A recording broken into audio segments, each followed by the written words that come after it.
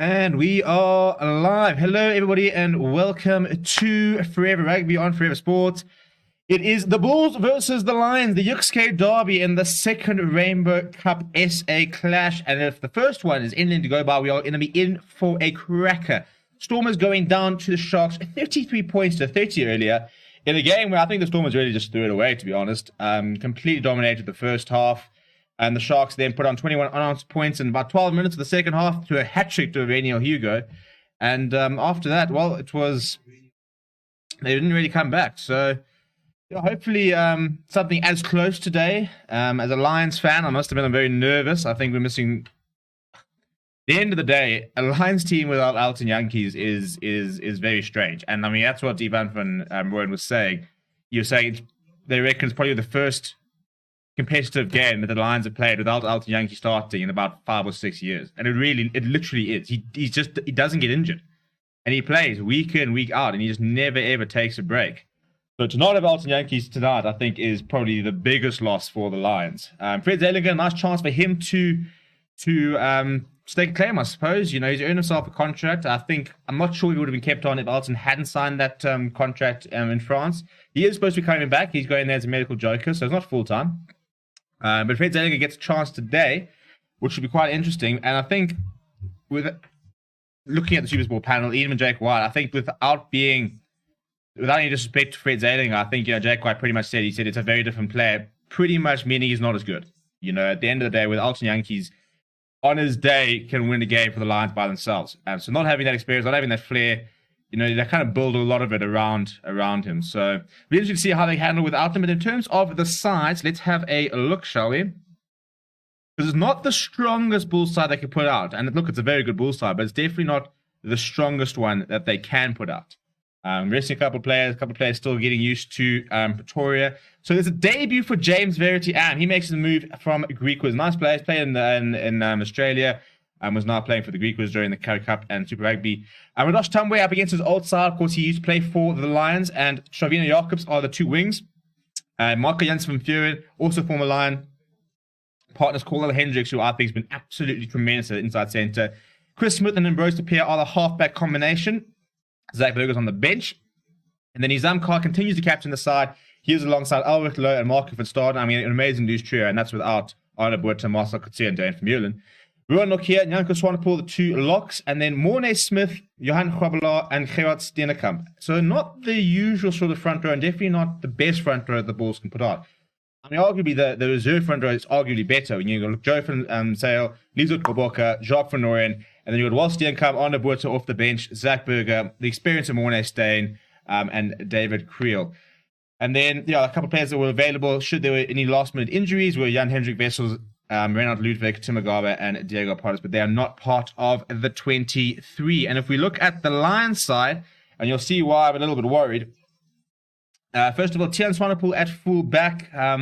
Very, very good boot, a very useful thing to have in the Arsenal. He's about a 60-meter kick at altitude. Definitely see that tonight. Stian Pienaar, Cornels Kosan, very happy with that. Two very good wings there. Lots of pace with Cornels Kosan and power with Pienaar.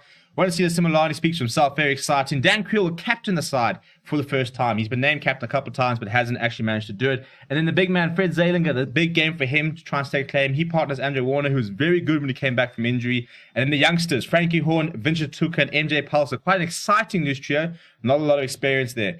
And then Willem van der Sluys and Ruben Skuman are the locks. No Marvin Ori, he's now playing at Stormers. Yanni du Plessis being preferred to Carlos Sardi. He is next to PJ Buerta and Steve Sotole. On the bench, Mornay Brandon, Nathan Macbeth, Carly Sardi, who I personally think should be starting. And then Reinhard Nofnagel, Emmanuel Tutuka, brother to Vincent. Hachiba Diamani's been a late addition to the side. He comes in for Sibo Siso Sangweni. Morley van den Berg, really nice Brighton and sort of live wire scrum half. And E.W. Fillion rounds out the bench. So I don't think it's the strongest Bull side, but it's definitely also not the strongest Lion side. And I think that I understand and I appreciate the experience that Yanni du Plessis, but I'm quite frustrated that we managed to bring Carlos Sardi to Joburg, and he seems sort of, I think he even got married in the middle of the season last season. Not his fault, we weren't supposed to be playing at the time. And since then, he just hasn't really gotten game time. So look, Yanni du Plessis can do a job, but he can do a job for sort of 40, 45 minutes. So we will see Carlos Sardi a fair amount. But I think if you look at that Bulls front row, it's such an inexperienced front row I would have liked to have seen Carlos Sardi had a go at them. And I think that is somewhere where the Lions can try and get into that Bulls side relatively early, because it's a very inexperienced Bulls front row. And you look at the rest of that Bulls pack, and it's very good. And I think that front row is probably one of the, sort of the few areas where I think the Lions can try and find some dominance in this game, because they're not expected to do much here, to be honest. And without Elton Yankees, you know, it's just we don't know what to expect, to be honest. And that's what Jake White said. He says he actually doesn't know what to expect. He said he doesn't know a lot about the youngsters that are playing, likes of Frankie Horn. You know, MJ Pulsar, I suppose, hasn't played a lot. Philip on the Slates, even those sort of players. And they don't quite know what's going to happen, how they're going to play with Fred Zellinger at fly half, who's very different. And even when Alton Yankees hasn't been playing over the last couple of years, you know, you had Gianni Lombard playing a few games, you had Sion Swanepoel. And Lombard's very much in the mold of Alton Yankees, a very attacking fly half, not particularly physical, won't take the ball to the game line himself. But he'll look for gaps, he's quite quick off the mark, likes to be quite enterprising. So I think we're going to see quite a different Lions side, but I think we're going to see a Lions side that are going to try and sort of, they'll feed off the scraps, I suppose. But the biggest problem is the breakdown, because when you've got Marco van Staden and Ulrich Lowe, you know, these are players really good at the breakdown. And if they win the breakdown battle, which they've been doing all season, it becomes so difficult for any side to compete. So that'll be where the Bulls, I think, will try and get into the game. Front row battle will be interesting. I think the Lions might have the advantage there. Steve Torre is looking really good, as Yanni Duplessis. I do think at the breakdown, the Bulls will probably dominate it. Backlines, I think it's much of a muchness, to be honest. I think the wings are all quite exciting. In both sides, one wing very quick, one wing that's quite physical. Stravina Yarko's a very big physical player. But I mean, you look at this Bulls side and you think that there's no Goosen, there's no Vermeulen, there's no Marcel Coetzee yet. You know, Stefan Gans is injured and won't be coming back anytime soon. He's actually been released to go play for the Blitzbox. It's just so, I mean, Curtly Aronson, so they're not quite sure what's going to happen with him. There's so many players that can still come into this Bulls side. It really is a tremendous squad. So it's going to be an interesting game. Let me know what your score predictions are. I said Bulls by 5. Which kills me to go against the Lions, but without the general, without Alton, you know, Sir Alton, I think that they might struggle, and I think that the identity is going to be a bit of an issue. You've built this identity around a player who's very unique and very un-South African, I suppose, because he is a player with flair that likes to, you know, that cross kicks and has some very unique talents. Short of fails going Bulls by 7. I'm also hoping it's a close game, because I think the first game was really exciting, and the last thing I want to do is see my boys just get absolutely thrashed. But Dan Creel is up against his former side, no Burger Odendaal. Another player missing for the Lions. He's up against his former side. He plays some rugby at the Bulls, so you know he would try and make a point. Steve Torre is back from injury. A big boost that is, because the Lions did lose Dylan Smith, and the Nizam Carr will lead out the Bulls, who, you know, even when they played that really young side against the Pumas, you can just see that this. I mean, they've always had such good youth, and they've now got an identity. And now it's a case of, you know, shape up or ship off. You know, if you're not playing well enough, there are so many players that can come in and replace you, that these players now who've got an opportunity, and I think pretty much similar to the preparation series, now almost a bit extended. When the Pro 16 comes in September, and Jake White has been quite frank with it, he said there are some players here that are not good enough. We know this. He says they need to prove by the end of probably this series, before we go into the sort of off season, that they are good enough to play for the Bulls. They are good enough to be in the Pro 16, and that they are good enough to have a future at the side. So a lot of players will be trying to prove a point. Somebody like Chris Smith, you know, they just brought in Johan Goosen. Can Chris Smith say, listen, Goosen, let's go play football back, I've got fly half sorted? Or are we going to see Johan Goosen back at fly half? You know, it's all these sort of small things. But we are almost ready for kickoff. Rasta Vashabenga is the referee for the night. Hopefully we have minimal incidents from him, and hopefully we have a nice open game. It is a little wet, it is a little soft. We have quite a lot of rain in Joburg and Pretoria, so not currently raining, but the ground is quite wet, so it will be quite a slippery ball, which will favour the Bulls because they're just such a physical side. But yeah, here we are, just about to kick off. Bulls playing left to right. They chose the kickoff and they've gone high. And it's a first touch of the ball, and the Lions have lost the first touch of the ball. I mean, can you start any bloody worse? Oh, not for advantage for a knock-on, and Bulls are on the front foot immediately. Please do smash like on the video. Get your score predictions in. Subscribe to the channel if you are new. We're going to settle up for the next, well, about 90 to 100 minutes, about an hour and a half. So yeah, settle in, smash a like, subscribe, and let's watch what is hopefully some good rugby. I'll tell you one thing, I do like the Lion shirt. I have to get one. I haven't had one in a while.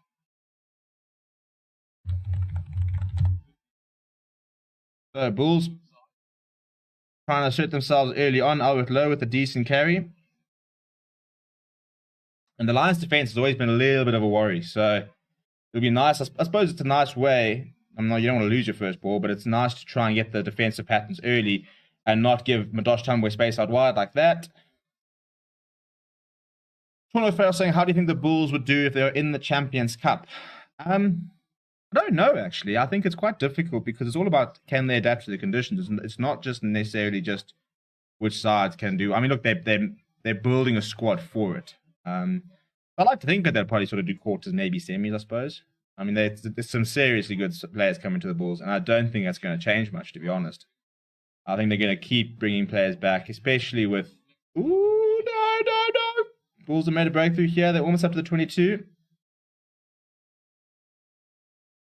Chris Smith going himself, running back towards some traffic, and Yanni Duplessis slips the tackle, as does Frey Zelinger. Chris Smith is going to go all the way. Tackle, people! You've got to tackle. This is the same as the bloody Sharks. As soon as they miss one tackle, all the space opens up. Bulls are on the board early. It's the worst possible start for the Lions. I mean, after defending pretty well, driving them back, to slip this tackle, Yanni Duplessis, you cannot do this. Tries to come back inside.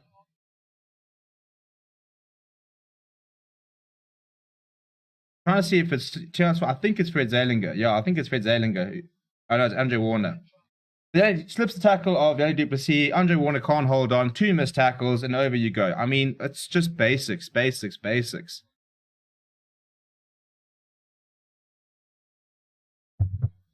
mean, well played by Chris Smith, but I mean, how do you give them the license to be able to look up, step, and go back towards where the traffic was, still find space, shrug off 2 tackles, and go over is pretty poor. Right, the question is, can he convert his own try? And the answer is rather, yes, he can. Yes, he can. Bulls open up a 7-0 lead within 4 minutes. Disaster start for the Lions. And, yeah, I mean, Danny Duplessis, and then Andre Warner's got him. He's got him. You cannot let that slip. And then just too much pace, really. But once you break that line so close to the try line, you're never going to stop them.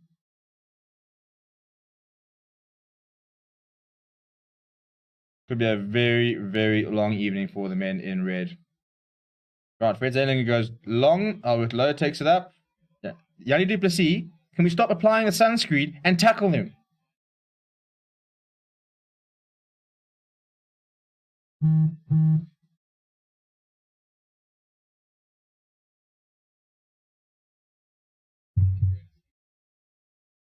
And they find touch there. Gregory Jacobs saying, go strong, Bulls. They're very strong, and they're definitely going at the moment.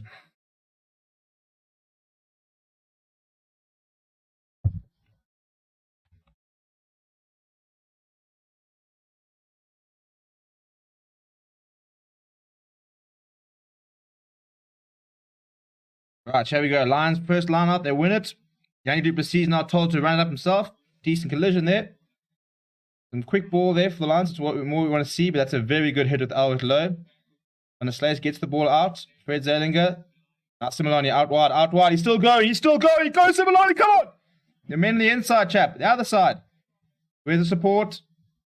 No, man. Nizam Carl's all over that ball. You've got to support him. You know, Similani can't do the entire bloody thing by himself, you idiots. Well, fantastic work by Nizam Khan. I mean, great run there by Similani. Almost a little bit of obstruction. Gets around the outside, cuts on the inside. And I think if he'd stayed on the outside, there were 2 players backing up with him. But he runs away from support. Nizam Khan, it's a great tackle there from Shavino Yakos. Nizam Khan all over Similani. And unfortunately, Stian Pienaar, by the time he arrives, it's actually Fred Zelinger. And Andrew Warner tries to make it clean, and it's just too late. So it's a fantastic steal by Nizam Khan. But If I'm going to be critical about Simon, I did run away from a support, so the Bulls will now have their first line out.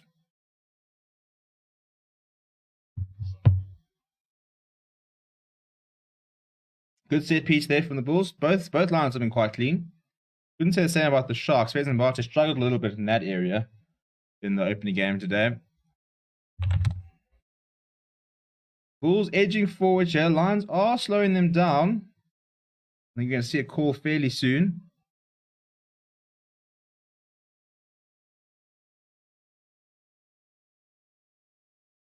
Yeah, Bulls decide to go up in the air. Dion underneath it. Good take. Good take. Good chase there, but it deals with it. They're going wide. Similani now. Puts it to the boot. Asks Kortnas to chase. Chris Smith fields it. Oh, he's fallen. Oh, I thought he had it there, Dan Creel. Oh, Bulls managed to get down behind the ball and retain it. They're back in their own half, though.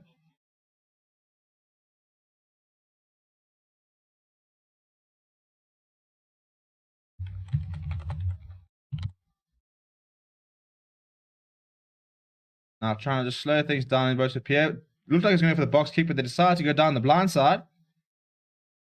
Decent tackle there from Andrew Warner. Swanepoel, it's a nice hit there from Yanni.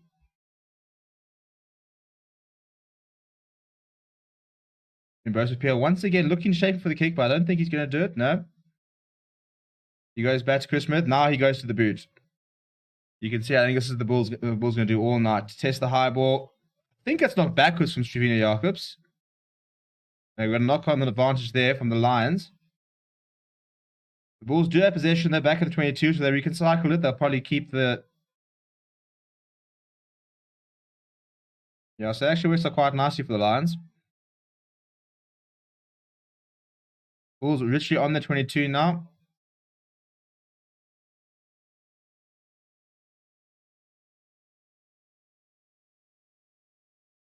That's a pretty poor kick and a pretty poorly fielded. Stravina Jacobs completely misses that. But I think the Bulls... Have you stolen that? I think Frankie Horn stolen it. He has. It's a turnover. Very well played there by the Lions number 8. Similani now looks to go wide. Zalinger straightens. Doesn't have a lot of support, but they do manage to keep it. Warner's going himself, brings in Similani, steps in, steps out. He's got support there, so the Lions still have the ball just outside the Bulls 22. Going down the blind side. Enoch comes inside, it's actually well played. Now patience, Chas, patience. We need to scrum off. Lions will win by 10 if they can do it. Yeah, I think you're being a bit optimistic there, Huntley. But hey, never say never. Dan Creel.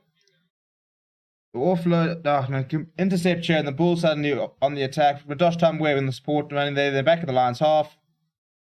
Nani Zamkar goes wide. This isn't Bruce Papier going himself. A good wraparound. Albert Lowe now. Dan Creel missed, well, kind of making the tackle.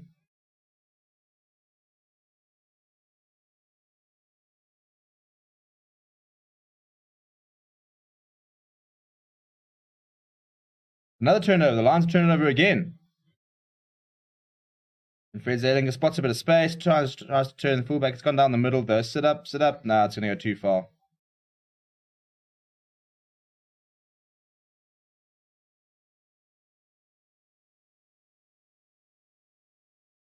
Severity Am's trying to keep the ball alive. Eventually kicks it out. That's actually very well done. He's plotted some space in the back there, and he's managed to find touch inside the Lions' half. Very well played by Verity Am.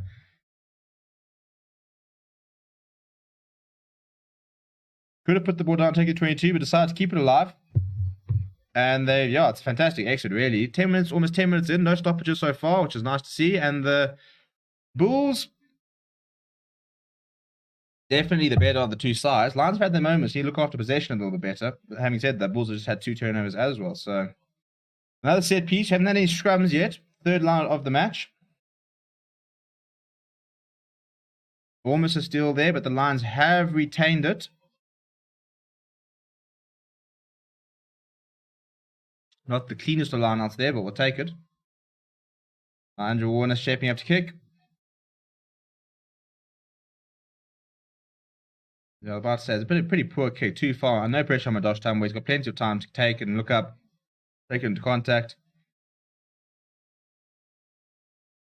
Right, here we go. Lots of space out wide there. Lowe's brought down on the halfway line.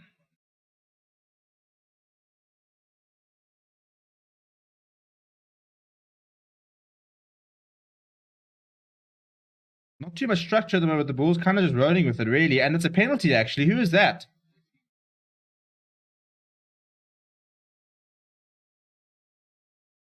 Not releasing. So that's a very, very well-won penalty there for the Lions. And this is definitely kickable for Tian Swanepoel. I mean, we've seen him put it over at 60 meters. So I think it's NJ Pulser, the man who's won that. And the Bulls just looked a little bit fractured there. I mean, bit of strange combinations of players everywhere. Didn't really have a scrum off at one stage.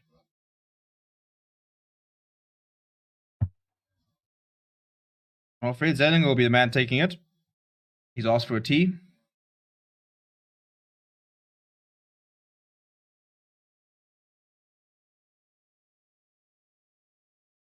That's a decent win there by MJ Pulser.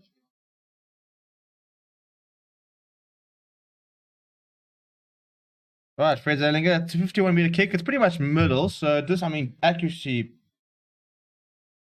Yeah, looks good, looks good, looks good. And over, no issues. The Lions hit back 7-3, not 7-4, 7-3. 11 minutes. It's a decent result under a bit of pressure and managing to win a penalty. And I think it's very useful when you've got two players who now, as you've seen, got 50-meter kicks. What you're doing is you're telling the Bulls, listen, you can attack us. Oh, no, man, who's this now?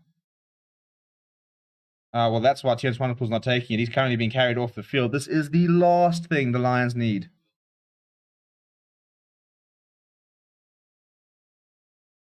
Yeah, just Albert Lowe landing on his ankle. That's Tian Swanepoel out for the game.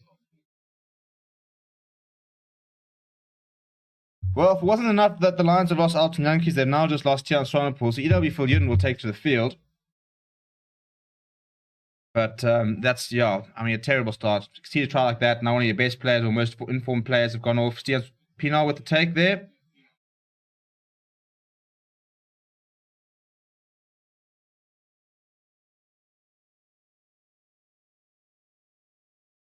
Zellinger puts it to the boot, but doesn't find touch. Now what do the Bulls do?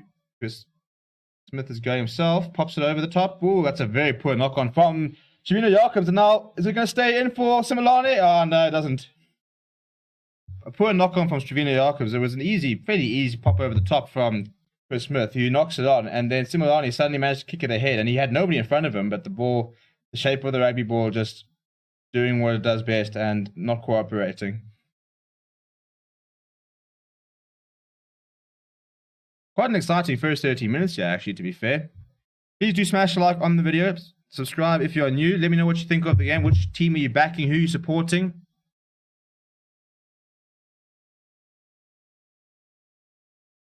Any players that you're really looking forward to watching during the Rainbow Cup? Despite it not being the Rainbow Cup we thought we were going to get, but, you know, we can't have everything, unfortunately, so we'll take what we can get.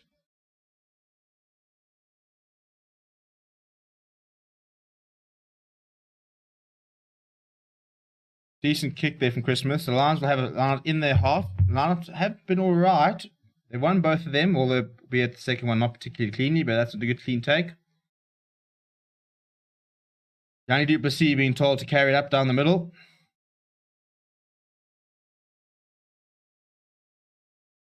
A nice run there. First bit of touch there for EW Viljoen.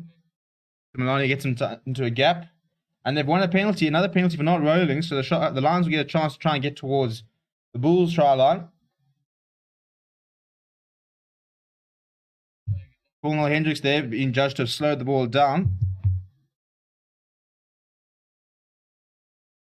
It's pretty much in kickable range, but they're going to go for the corner, which is probably the right decision. I think, you know, at the end of the day, what have you got to lose? As far as I'm concerned, this is pretty much a preseason anyway.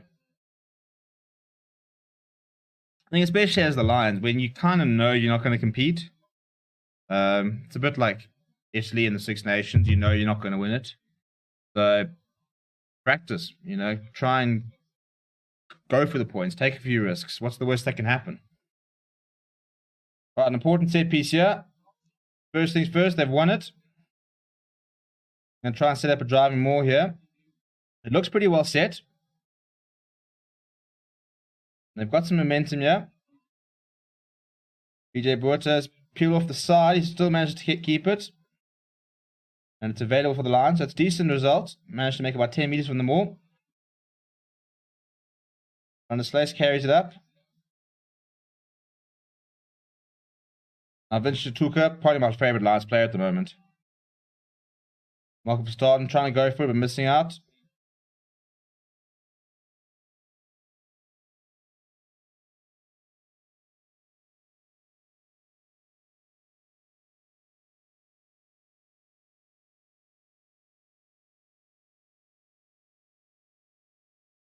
I was saying, I think the Lions need to do the basics right, not take risks, and if they're on the lead, that's what most teams in the Pro 12 will call this competition preseason. Listen, the one thing the Lions will do is take risks. It's kind of the sort of the mentality and the attitude, which has got them a lot of success. I mean, it can prove to be frustrating at times, where sometimes you go for a try where a penalty would do, but I suppose it's all about trying to find the balance. You know, you got to stick to your brand, stick to what you're trying to do. If Shituka goes up to the left, it's a decent carry. Nice quick ball there. Van der Slaes not carrying it up. That's a very good hit on him. The Bulls' defensive line holding very, very firm. Once again, Shituka up. Got an advantage for all sides, so a bit of a freebie here. They've kept it in. Oh, Frankie Horn's got inside.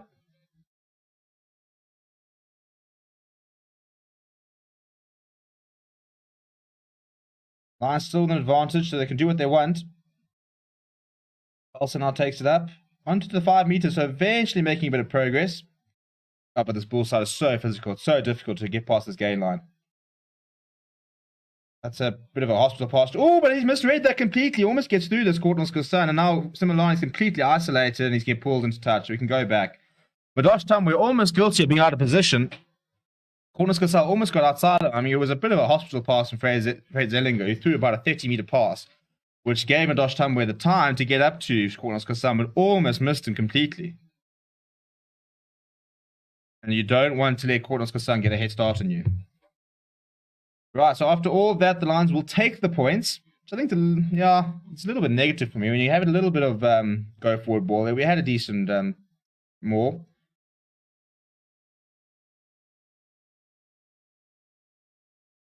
Yeah, very long pass there. And Madosh Tambwe, I mean, it's the bravest of things to try and give Courtnall's Kassan the outside, but does manage to grab it onto his shirt. And Fred Zellinger adds the extras, and the Lions move up to within 1 point. So not a bad result. Much better from the Lions, actually. They managed to get themselves into the Bulls' half, went through some phases, protected possession pretty well. Didn't really get over the gain line, but I mean, it's a Bulls defense, so it's always going to be difficult.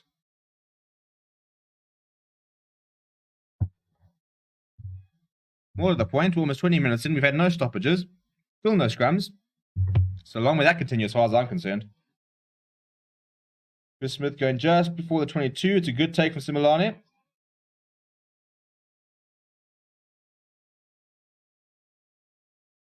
Andrew Warner now shaping up for the box kick. He doesn't have the safety 22, so he can't go into touch, so he goes high. And there's no chases. How can there be no chases? It didn't even go that far. Now the Bulls trying to counter. Now Madosh Tambwe's got space. He puts on the afterburners. He's going to go all the way. No, it's a fantastic tackle by Andrew Warner.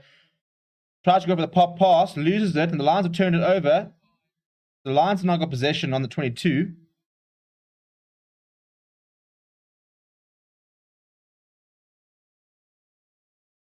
Letting in the pocket, and he'll try and find touch, which he does at about the 10-meter line. So not a bad result, because, I mean, the kick earlier from Warner was a decent kick, but no chase.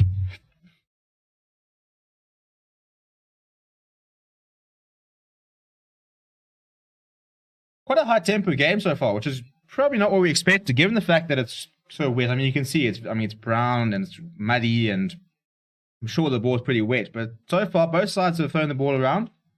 Haven't had too many handling errors.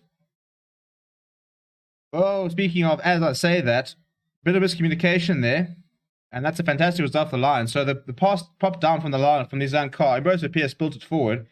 And then one of the Bulls players from the line are playing it, which is obviously in an offside position. And so the Lions get a penalty, a bit of a get out of jail.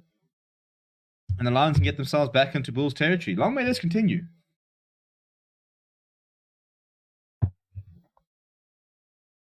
Very uncharacteristic of Bulls side to mess up a set piece.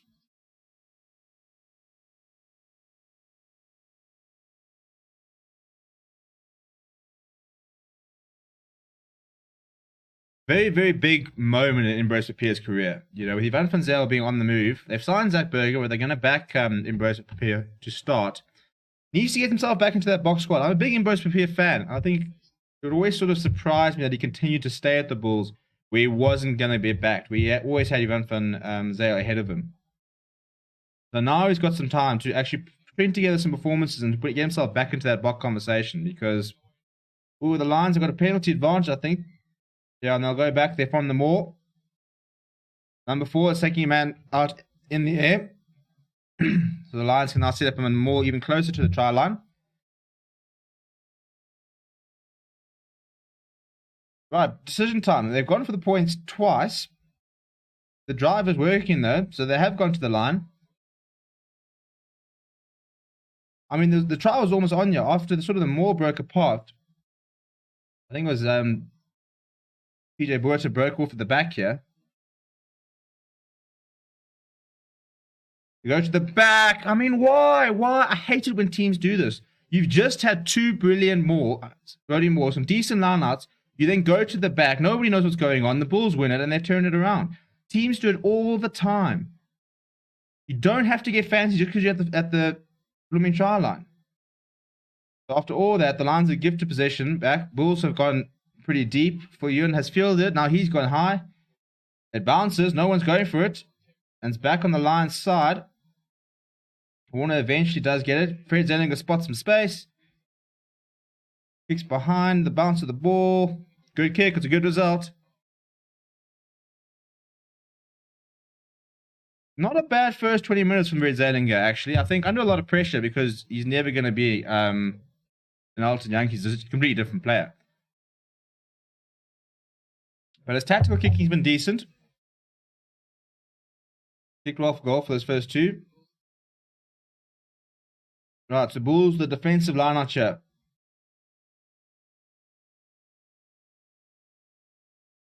So the Lions contest, but it didn't look like a particularly good line out, and it looks like it's a knock on from the line in contesting it. Pity because PJ Buerta had picked it up right at the back and he was steaming through.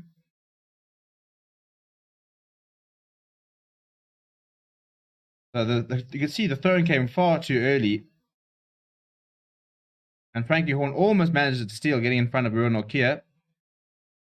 And we've got our first scrum of the game in the 24th minute. 24th minute, we've got our first scrum. Which is going to be very interesting, actually, because I said this is going to be the one area which I think the Lions will target because it's such an inexperienced Bulls front row. So I think Steve Satole and Yanni Duplessis are going to sit there saying, right, let's try and impose ourselves here. Okay, I'm saying I'm shutting for the Bulls. Gregory Jacobs saying Bulls top is a necessary mistake. Early watch the Stormers versus Sharks. Good match. It was a very, very good match. Solid scrum there from the Bulls. Marco Janssen-Furen is the man who puts it to the boot. Bullion under it there quite nicely, easily. He chips it back. It's a very big kick, almost unnecessarily big. Veritiam has touched it, so you can't put it into touch, but he's got a lot of space and time. He hasn't put that out, though. And that lands in the middle of the park. It's Similani who jumps on it. Now what can he do? He goes out to Court Son. He straightens. It's brought down by Madosh Tumway. Short side from Andre Warner. Mate, who are you passing to? Intercept there from the Bulls. And prepare. Eventually finds touch. Very, very sort of backwards and forwards this game so far. Quite high energy. A decent idea from Andrew Warner, who went down the blind side. He had Frankie Horn with him, but popped it inside, and I think it was Krobelar who was there to pick it up. That went to hand. That went to Frankie Horn. That was try time.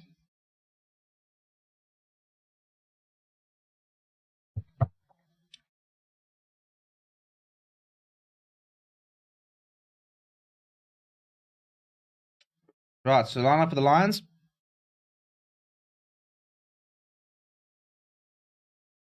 Well, there was a hand in there from the Bulls, but Andrew Warner does manage to clean up. There's some cards, a big hit on him, but I think the Lions have managed to keep possession. They have. Cornelius Sands calling for a bit of support. And you can see now carrying it forward. Underslash decides to put his head down.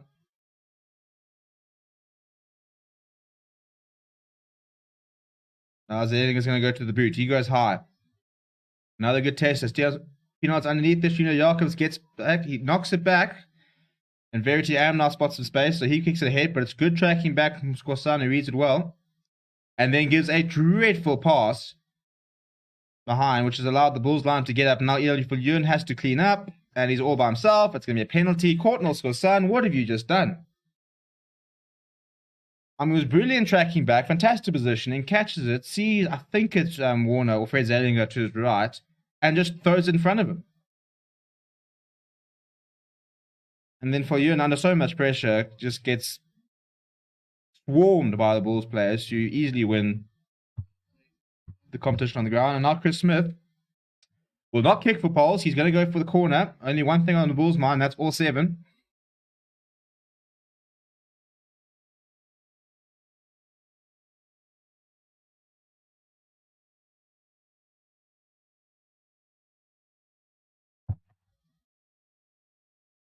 Again, saying there are too many penalties on both sides. Yeah, discipline has been an issue. It's an issue in the first game as well. Quite a few penalties. I was trying to find how many penalties were being given away, but no, a lot of the major sides don't seem to have the stats. Oh, this is going to be a try. The Bulls have completely peeled away, and there's no ways that was brought down legally, so there is an advantage. They've knocked it on forward within it, but they'll go back for the penalty advantage. Steve Sartori, I think, is the man who's been penalized. When the Bulls fragmented there, they suddenly had 4 or 5 players still with them and no Lions players ahead of them. So the fact that it went down was definitely not going to be legal.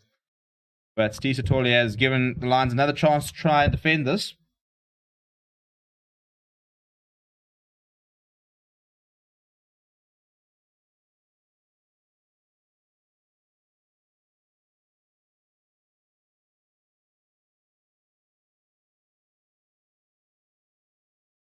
Another side line out. Early shove here from the Lions.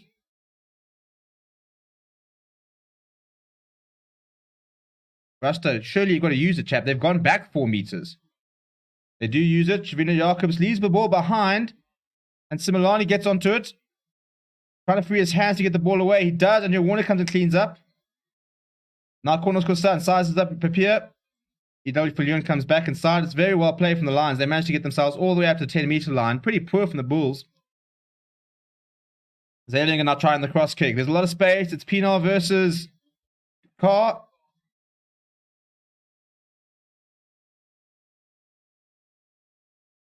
Now it's a penalty only. Yeah, so a penalty there for Pinal taking out his Carr. They're both going for it. It's a fair challenge. But Pinal knew as soon as it happened and went down. To trade then to check if Carr was alright. It is a penalty. Nice idea from Fred Zalinger. Scott Graham saying the 4 Western teams will have to get used to the mud and wet and wind and cold weather in September. Yeah, I don't envy them. I'd rather not. I mean, could you imagine playing rugby I've been to the UK a couple of times. It is freezing and it is wet. And I want to go play rugby in that. I'm so out for it. Takes you back to playing club rugby at 9 years old in like 2 degrees on 8 o'clock on Saturday morning with bare feet.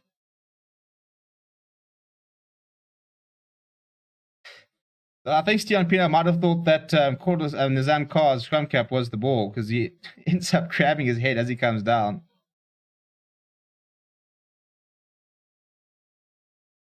But nice to see Russell Wenger just treating it as a penalty. No, it was completely accidental. It wasn't that dangerous. You don't want to see cards or anything at this stage. Another chance for the Bulls. Last time was very well defended from the Lions, who had the dominance and more. And same thing, there's not much going on there. I think there's the call for once. More going sideways, but definitely not forwards. And Ambrose Pierre has to use it. This time, Cornel Hendricks isn't trusted. He doesn't drop it, but doesn't make any meters either. A penalty there for not rolling. I must admit, I am very impressed with the Lions. I didn't think that physically they'll be able to... Look, I mean, I know it's not quite the brutal Bulls pack that we might expect, but physically they've really, really shown up tonight. And that's the second more that just haven't gotten any go forward ball from the the Bulls. And even that, Cornwall Hendricks coming at full pace, a solid tackle, doesn't make too many meters. So far, so good for my boys in red.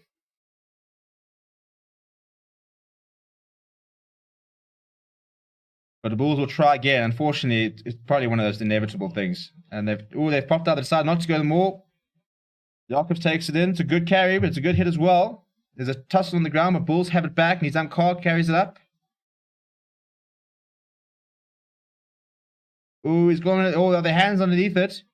Try time. Yanko Swanepoel, too powerful. Lions desperately trying to get a hand underneath it, but couldn't stop him. And the youngster gets over for the first try in his career, apparently. Yeah, Bulls decided not to try and stay with them more, understanding that they've lost the last two, so they peeled off quite quickly, got their forwards involved. And it's a well-timed run. He's up against the backline players. Cortland's got son against Yanko Swanepoel, who's only going to be one winner. He gets over. It's well played. Fail saying, plus there will be trail runs for fans for GA games during the summer, so hopefully when the new season starts, there will be Leinster, Ulster, kind of Munster fans there. Yeah, it'll be cool to see. That's what we want to see, don't you? Don't you want to see a packed stadiums with all these various teams, stuff like that. I can't wait to be able to go and watch Munster playing at Ellis Park. That's the dream here.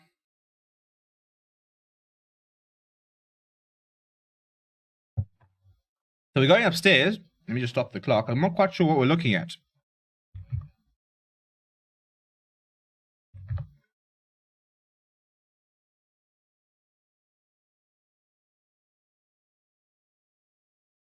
We're looking at the tackle from Dan Creel on Shavina Jacobs.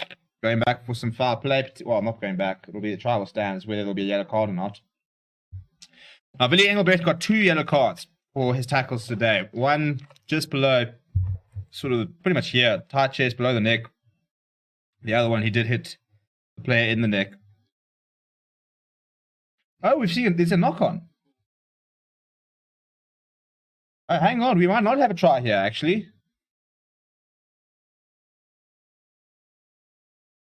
It is a knock-on. It is a knock-on. Very good spot there. So MJ Pulser was trying to wrestle on the ground with Marco van Staden, and the ball popped out, and Ambrose Pierre knocked it on, and then went and scored. So this try is going to be disallowed. In fact, I'm going to take away it right now. At first, I thought they were looking at the tackle from Dan Creel. It did look a little bit high, but it looked like he hit him on the chest. But there is a knock-on, so they're going to go back for a scrum. So long may that continue. Come on. T-Rex Gaming says, is this the Bulls everyone brags about that look so ordinary? Look, it's not the best. It's not the best side the Bulls can put out. There are definitely a lot of players who will join the side. But without trying to be biased, I think the Lions played well. I think there's actually, for as much as I was being a bit worried and stuff like that, they've actually pitched up and played pretty well so far. I think the biggest thing is being quite an inexperienced front row as we go into our second scrum is when you don't have that physical dominance, which the Bulls rely on, and that's why when you've got people like Trevor in your corner, Dwayne Vermeulen, Arno Buerta, Marcel Coetzee now, Lizo Koboka, these big physical players. That's when you start getting that sort of dominance, and that's why Jake White absolutely loves a big player. When he sees a 2-meter-10 lock, he starts sweating. Saying Munster's home ground has been a fortress for when fans are there in Europe matches. It's a penalty for the Bulls. First scrum penalty of the game. Ambrose Pierre looking to take it quickly. I thought the Bulls derby was between the Sharks, not the Lions. No, so this is the Yuxke derby. So the Yuxke being, if you're not in South Africa, there's a river that separates pretty much Johannesburg and Pretoria. You go over the Yuxke, and that's sort of Pretoria side. So that's why they call it the Yuxke derby, as opposed to the Stormers versus Sharks game, which is the Coastal derby. There's a slip there from Mady du Plessis as he goes down, which is why there's this penalty there. And this is a very, very big mental win. This is a very big win for the Lions, because the Bulls, after having gone to the line 3-4 times, won a scrum penalty, and what are they doing? They're going to kick for poles. So whilst the Lions are going to concede 3 points, that's a massive mental battle one. He does add the 3, But I think that's a sign of respect, saying that, you know what, we're actually not doing well here. We're not getting over the advantage line. So let's take our points and move back and start again. So I think it's a pretty good net result for the Lions.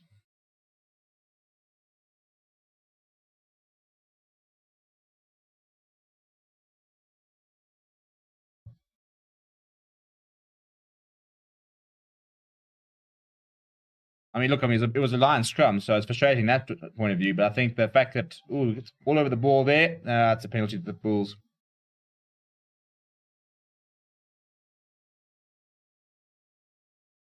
A big game for Dan Creel. I think he's someone who's got a lot to prove. I think if I look at that Lions backline, inside center is probably my biggest worry. Because Similani, I'm very happy with Similani at 14. Very happy with the two wings. Terence Wonderpool's looking really good fullback.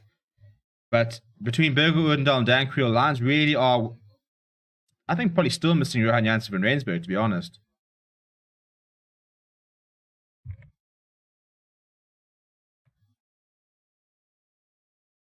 So the Bulls have a penalty and they've kicked for touch. They're on the 10-meter line, inside line territory.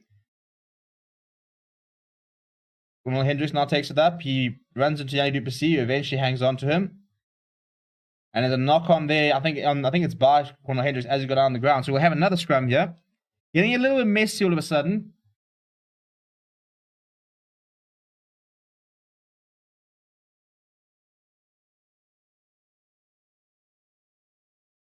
Yeah, as he goes down, Cornel Hendricks is losing the ball forward. But the line out working really, really well for the Bulls so far.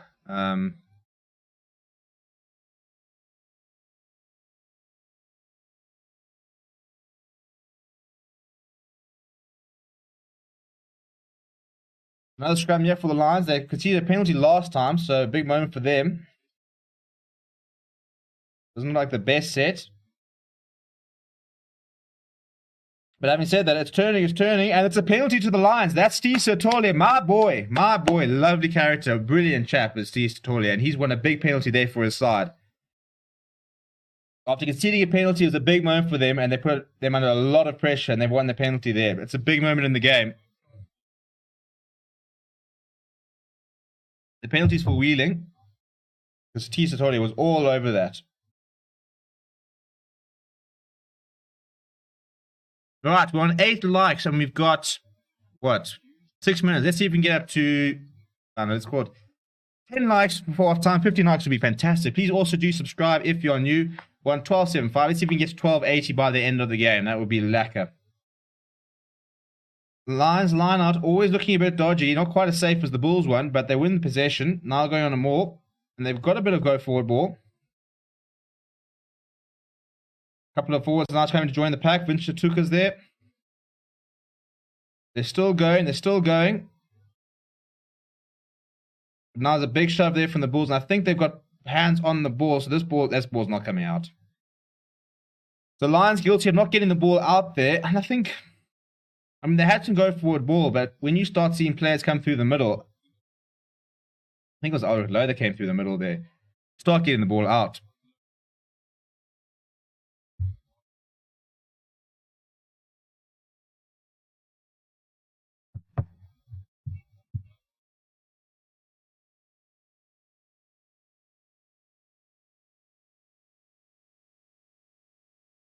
Another penalty, or another scrum here. 5 minutes to go. 10-6 the score. Nice and close.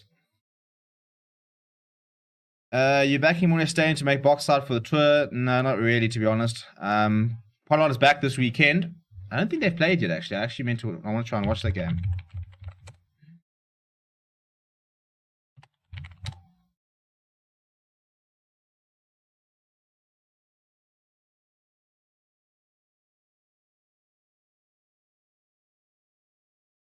Bulls winning the possession off the scrum there.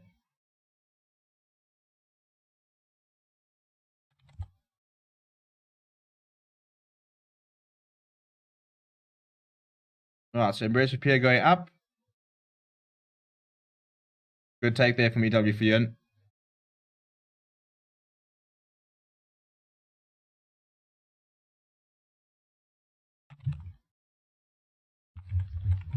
The Lions are got possession back here, so let's see if they can just try and hold out for a little bit.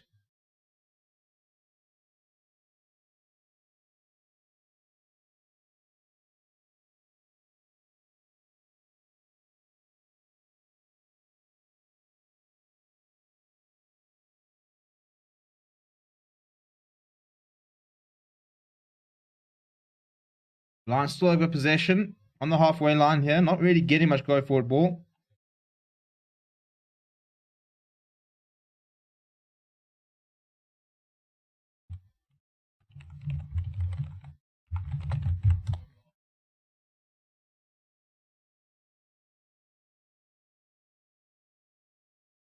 We've got something, yeah.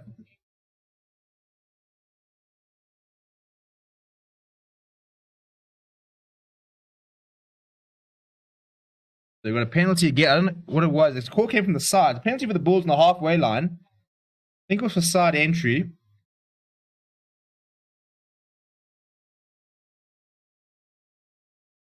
So yes, yeah, so it is. The Challenge Cup is 8 o'clock. Montpellier are playing Bath, and the reason I'm mentioning is because Andre Pollard is making his return from injuries on the bench. So hopefully by the time this game wraps up, I can head over and watch that game. Interesting to see how he plays. I don't think Mornay Steyn.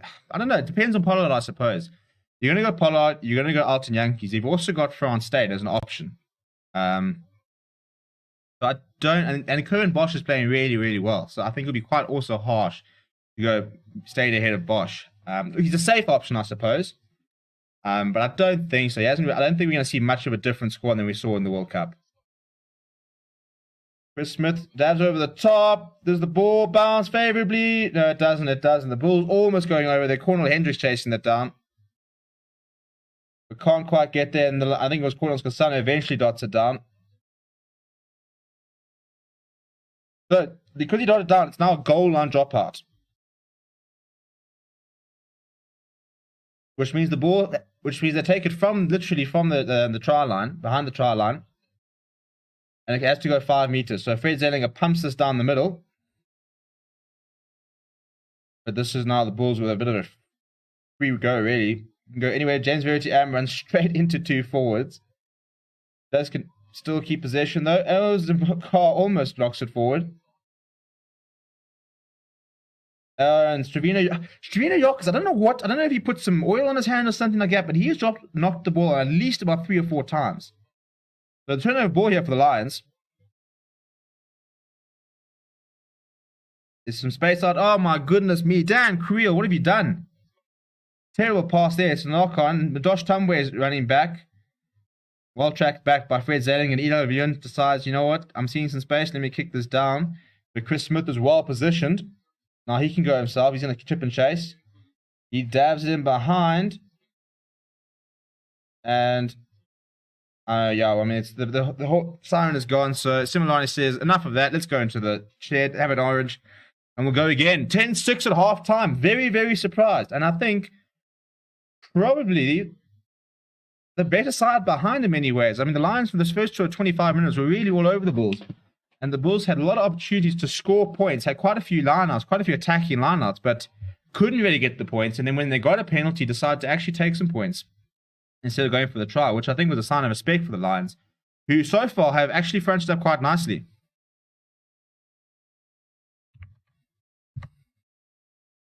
Right, let's catch up with some of the comments. So Scott Graham saying, I'm looking forward to see the 4S teams coming over to Glasgow. I think I'm going to make a trip there. I don't know how. I don't know how I'm going to afford it. I can barely afford water at the moment. But eventually, I'd love to come over and watch. Maybe go and follow the Lions on a few games in Europe. Gregor Jacobs saying, give Mornay Steyn around at half time. Sean Farrell saying, my back three for the British and Irish Lions. Liam Williams, Hogg, Keith Earls. Not a bad shout. Not a bad shout. For me, Hogg's a definite.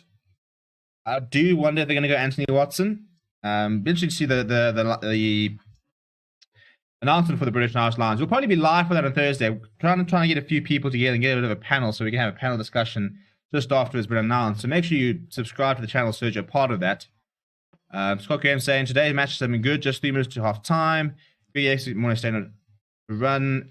Will you be watching the Leinster semi-final tomorrow? I will be watching it. I won't be live. Unfortunately, I'm working tomorrow. life of a sports journalist. We work on Saturdays, we work on Sundays. So I won't be live for it, but I will definitely be watching it. I'm right. The Bull Stadium is a football stadium. It primarily no. It is mainly a rugby stadium, but they do play football games at the ground itself.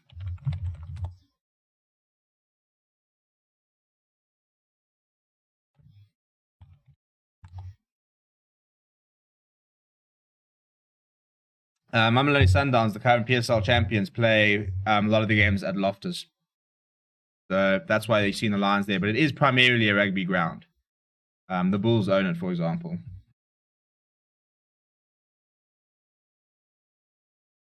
Right, so let's check up the half time. And let's go try and find some stats. Do a bit of a stack attack.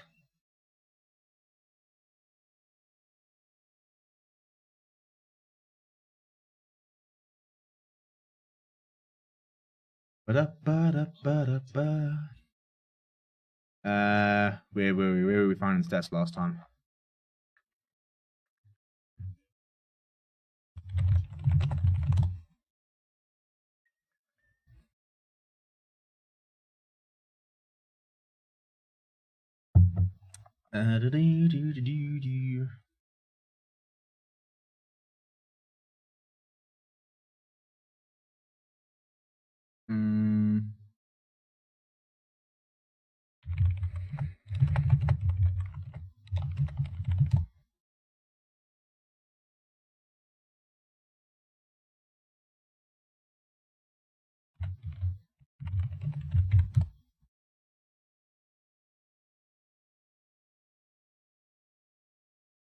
Right, here we go.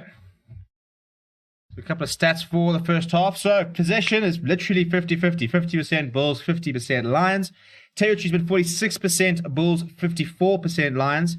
Obviously, 1 try and 0 meters run, 225 by the Bulls, 185 by the Lions. Quite a lot of meters in the first half. 15 defenders beaten by the Bulls, 13 defenders beaten by the Lions, which I suppose speaks to some pretty poor defending. 3 clean breaks for the Bulls, 2 for the Lions. 3 turnovers, 1 for the Bulls, 4 for the Lions.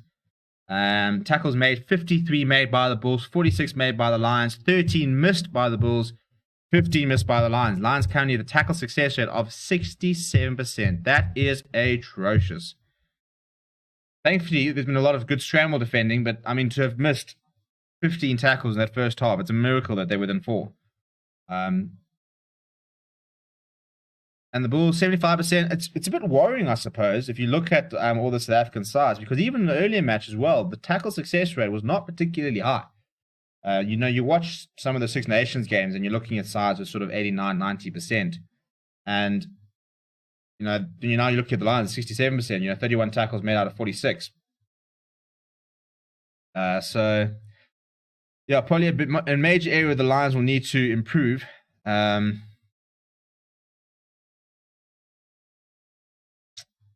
Line out success, 88% for the Lions, 10 out of 10 for the Bulls. Their line working brilliantly. Straight up, straight down, quick and easy, no issues there whatsoever. Scrums, 100% for the Bulls, 50% for the Lions. They did win that big penalty there. So I think that you might try and see them assert the dominance a little bit more in the second half. But, John, it's fairly even stats, and it's a fairly even game so far. Both sides have had their opportunities.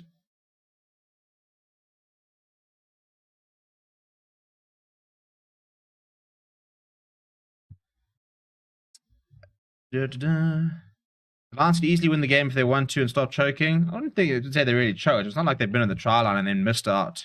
As much as they've had a lot of dominance, they haven't had that many opportunities in the Bulls sort of 22. Is it the biggest out of the 4 SS sides? I mean, the stadium. Leinster use the RDS, which is also used for horse shows, and Aviva Stadium for bigger matches. Let me just check how big the Cape Town Stadium. I'm pretty sure the Lions got the biggest stadium. Ellis Park's about 70,000, which is ludicrously big. It's never full. Cape Town Stadium got a capacity of 55,000. So then Absa Park, I think it's about 40. Was it now Johnson's King Park? So I think Loftus is probably the smallest stadium, actually. Depending on Kings Park. So Kings Park is 52,000. Loftus is 51,000. So they're just smaller than Kings Park. Then Cape Town Stadium at 55,000. And the official capacity of Ellis Park is currently It's about 68. From, I had to hazard a guess.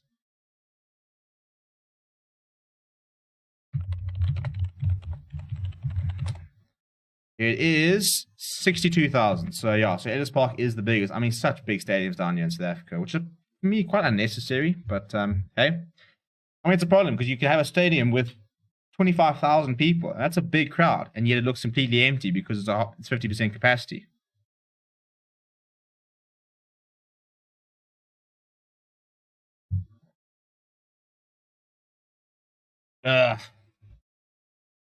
Right, so let's check what everybody's full-time predictions are.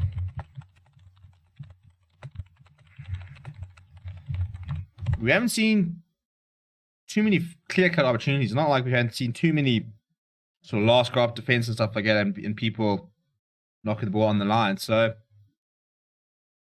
for as much as the tackle rates were pretty poor, the defensive line's fairly solid for both sides.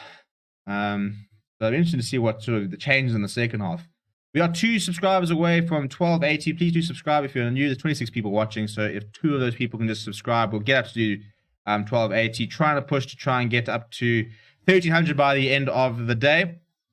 So if you are new, please do subscribe. We're sitting on 11 likes. Let's see if we can get up to 20 likes before the end of the game. TRX Gaming says 32-18 to the Lions. I like the conference there. It'll be quite a high-scoring affair then in the second half in comparison. Fan saying Bulls 20, Lions 19. So nice close. I think it is going to be quite close. I think unless something really radical happens, I think we are in quite a close game, which is nice. You don't want to see any runaways.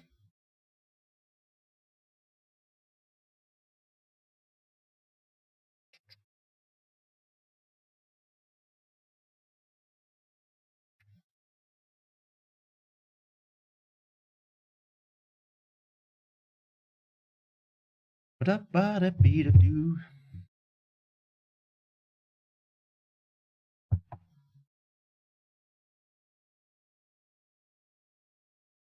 And Scott Graham saying Bulls 28-20 to the Lions. So I'm glad people are predicting points because you haven't seen a lot happening in the first half. We've seen the one try early on, but after that it's been fairly close and quite a tight encounter.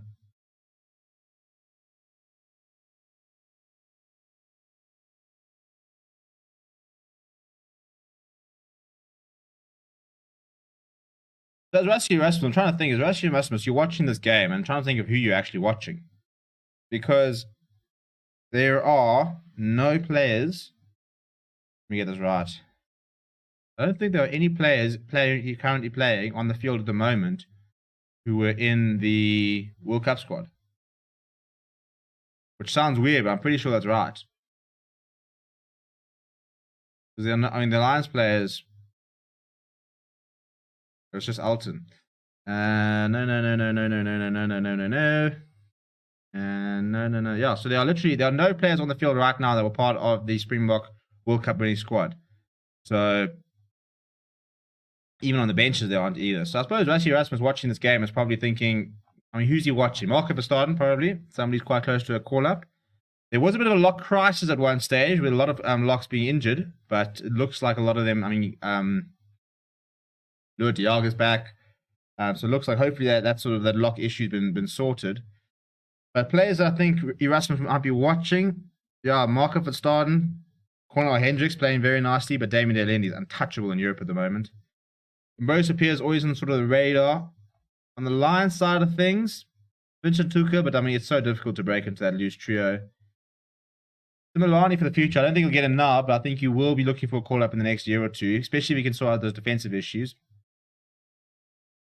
Yeah, I think that's really it. I suppose it's a little bit sad. I think that's probably the reason people are so, not over, but upset with the fact that we're still having to do this domestic competition. The fact that you look at the World Cup winning squad. We're not seeing a lot of them playing local rugby. We know if you watch a lot, I mean, if you're watching all the games in the England and France, then you see most of the World Cup winning squad. Look, I mean, to be fair, there's no Vermeulen, there's no Trevor Nyakane, there's no I saw a few in the Sharks game. But that is the problem, you know, and I think that's why I'm hoping that the Bulls can now start bringing more players back from Europe, and Sharks can do a similar type thing. I'm very sports talking to Nolas Maria. I wonder how Nolas Maria is these days. Crystal Porquita saying Bulls 33, Lions 27. Well, I'm glad everyone's predicting points. Let's back that. Let's see points in the second half. Hopefully points for the Lions. But yeah, so Yanni Duplessis given his 40-minute contribution, so he is off. And the time is back on for the second half. Lions are playing left to right. Yes, the Carlos Hardy is a unit. So take that from the Sharks. Ambrose Pierre now shaping up to kick. TH Gaming say the Sharks Stormers are hoarding all the talent. I wouldn't say all the talent. There's plenty of talent in this Bull side. I mean, Johan Cruz and Jake White wants to make him a block again. You still got Dwayne Vermeulen. You still got Trevor Nukani. Lisa Koboka, Marcel Kutsia. Yeah, there's plenty of talent at the Bulls. And Sean Fell saying David Lindy got man of the match against Leinster in the Northern Hemisphere. Yeah, I mean, he's as I said, he's untouchable at the moment. He keeps playing better and better. And I've never been a massive Damien Lindy fan, but I think in the last sort of 3 years, he's really started to change up things. You learn to pass, which always helps. Similani, not quite sure what to do, ends up kicking it into the Bulls player, but Warner does clean up. He needs some support, though, which eventually comes.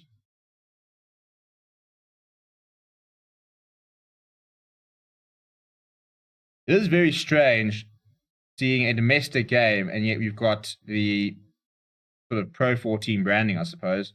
You know, the scoreboard and the team announcements, and the thing is also the Pro 14 branding, which is quite strange when you're seeing Lions versus Bulls.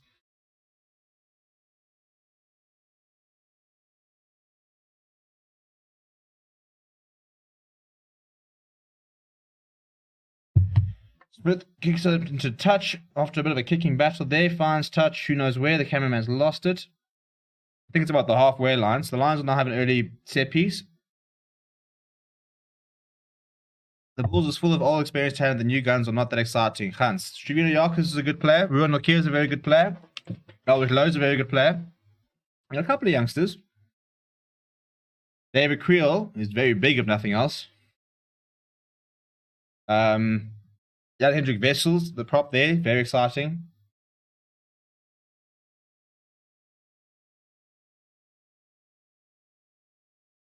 Berkeley Aronson, depending on whatever he does, also quite a young player. All right, Zellinger going up. That's not a great kick. And it's pretty poorly contested. As Similani comes away, he gets inside, outside. Stian Pino now goes, puts in the leg drive. That's what he does. He's got big thighs.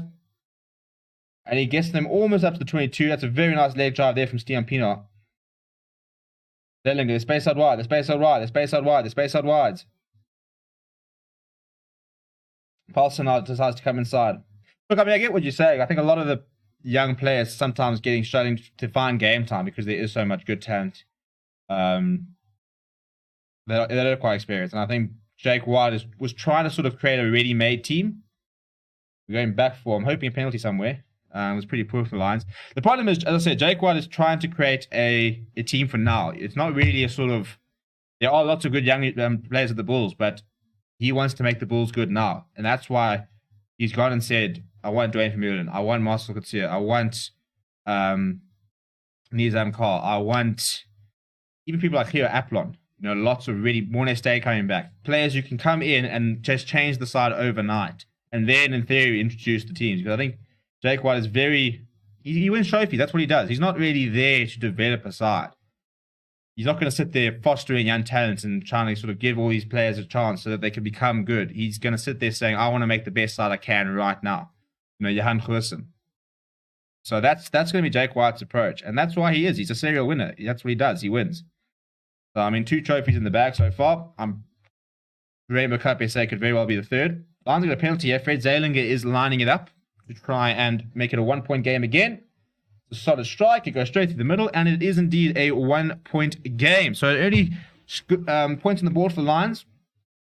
I actually have been quite impressed with Fred Zalinger. Can't say I was particularly excited when he signed. And not because I don't like him. I just think that Bulls signed Johan Goosen. Sharks signed Sia Khaleesi. You know, Stormers managed to keep P. Steph Dutoy, managed to keep Damian Willemse, managed to keep Steven Kutzoff. And then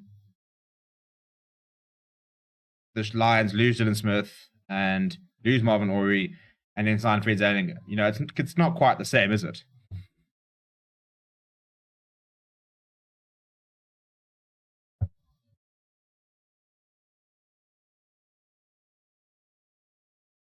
I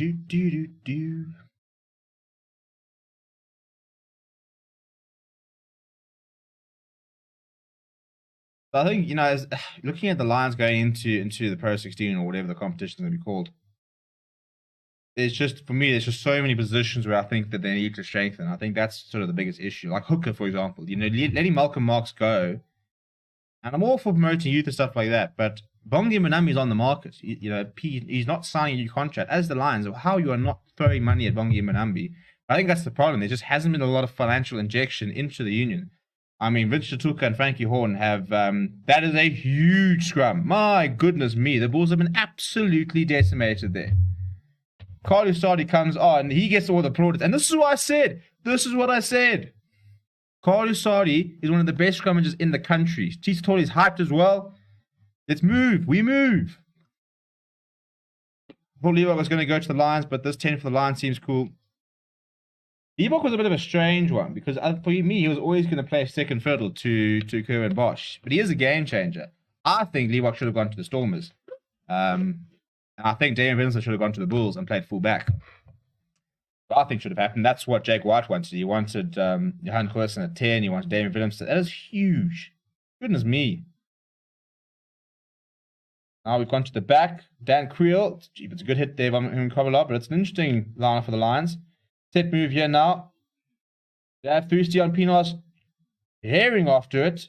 And it goes into touch. Madosh Tumway there to guard it in there. So it's a nice result for the Lions to get themselves into the Bulls 22. But yeah, I think Stormers probably would have been a better way to go. I think Stormers are... they just don't have... I mean, Cade Violetson now walking off with an injury there is the worst possible thing that could have happened to them. But I still don't think Damian Willemse is a fly half, and I think that somebody like Leibach needs game time. And he's not really going to get it at the Sharks.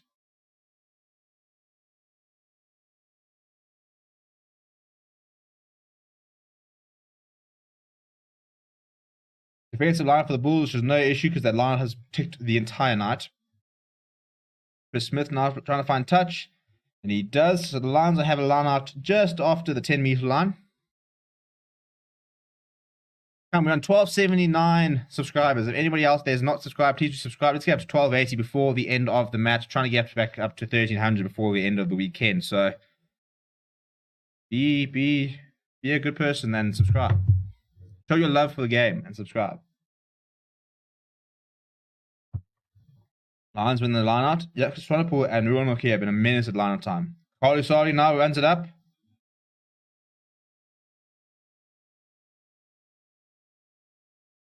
Counter-attack was good, but the Lions do manage to keep it. William now.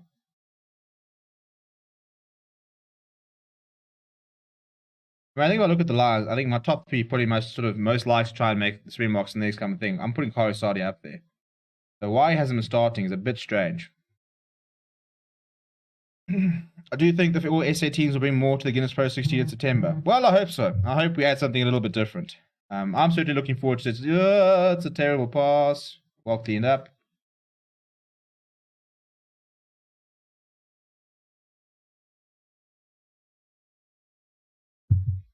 I'm looking forward to the Pro 16. I know a lot of people are saying that they missed the penalty for the Lions, so that's a nice result.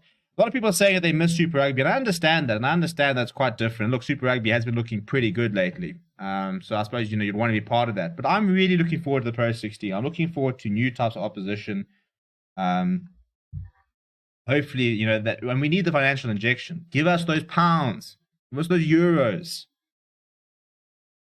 Go to the bank, exchange some money, and we're good. Go and sign some players, bring some talent back. The Lions need to bring Faf de Klerk back, bring back Franco Mostert. The Lions will take the points here. Fred Zeilinger is lining up for it.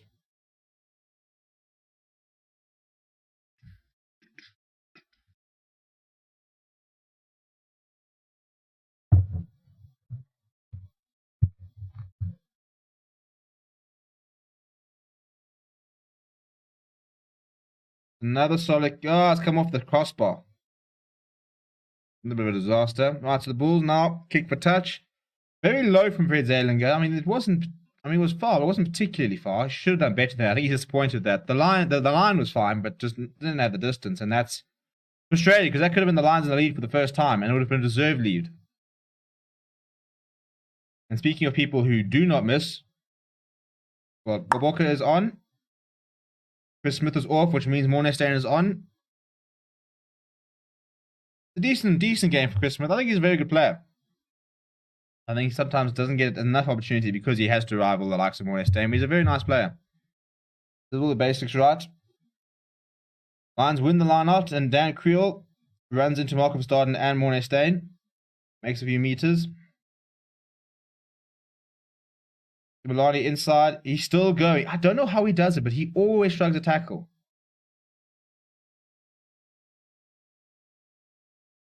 Good defensive from the Bulls, but Lions doing well to keep the possession. Ooh, I think there was a hand in there. So Boboka, he's not knocked that on. Bulls have one possession back on the halfway line. Thought there was a hand in the ruck there. A couple of hands going everywhere, and suddenly the ball falling back on the Bulls side. But they do have possession. But they don't have possession because I think that's Van der Sluys has won a penalty on the ground.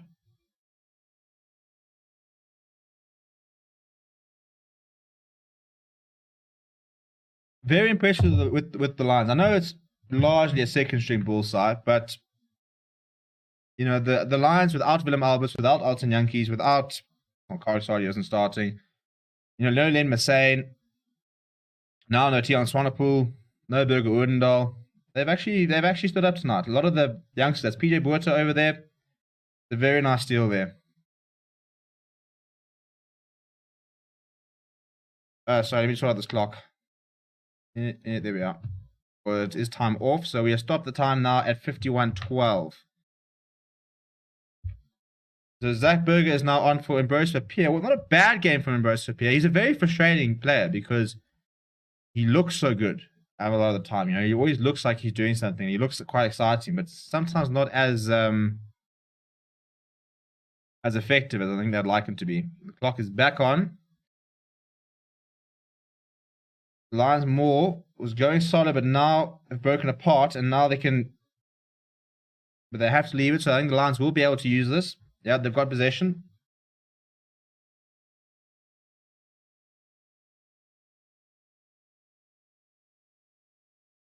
Almost Hassan comes inside, runs into three players you don't want to, in Nizam Karuan or Kia. MJ Palser puts his head down.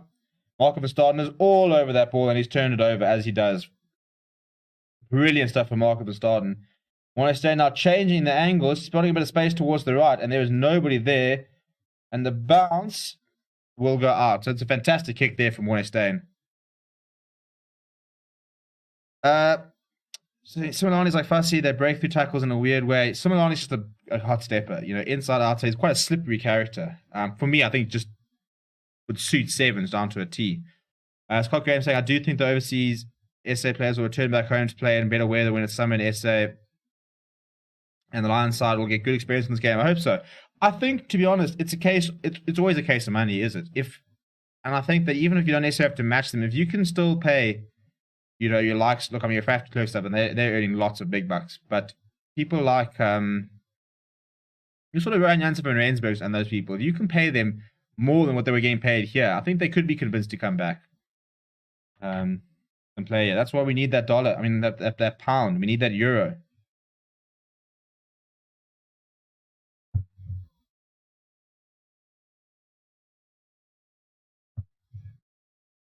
The Mandosh Tambwe now, he doesn't usually kick, so he doesn't look to kick here. So puts his head down, makes a few meters. Bulls in possession inside their own half, about the 10-meter line, towards the left. Ruan Nokia takes it himself.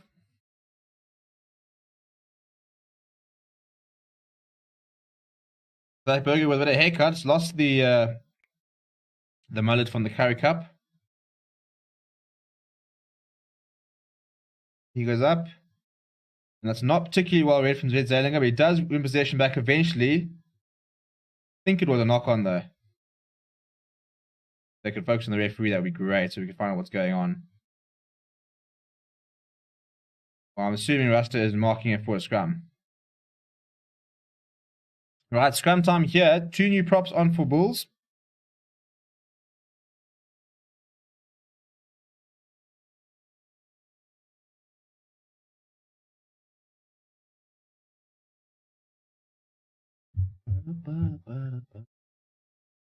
Right, so big scrum here. It was a very, very big F from Carly Sardi in about what, 5 minutes ago. So 2 new props here.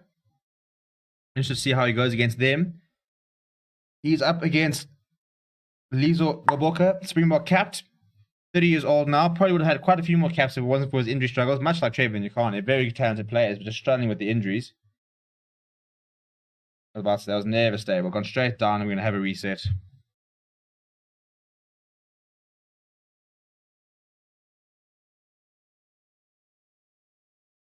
And time is off. We're going to move up across to find a new mark, something that's a little bit more or less muddy.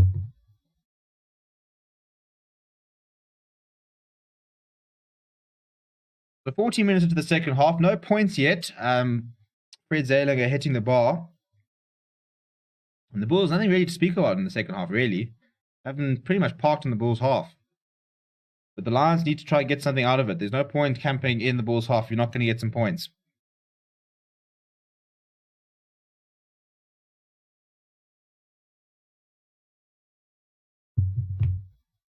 Another big scrum from the Lions. It's a penalty against them, though. They pointed at Steve Satoli's side. I think he's saying he went down. Satoli's not impressed. It was a big scrum from the Lions. Bulls under a lot of pressure there. See, you can't ask Russ to try and help you up. He weighs about the size of one of your biceps. I mean, come on, mate. So the Bulls will get inside the Lions half pretty much the first time.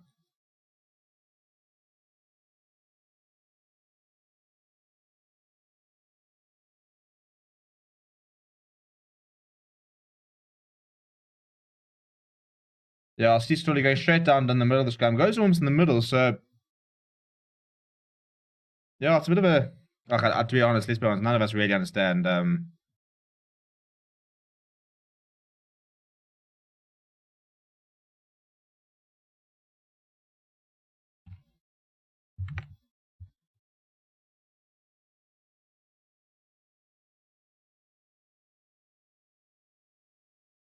there's another penalty to the Bulls. I think it's Steve Stolly again, you know.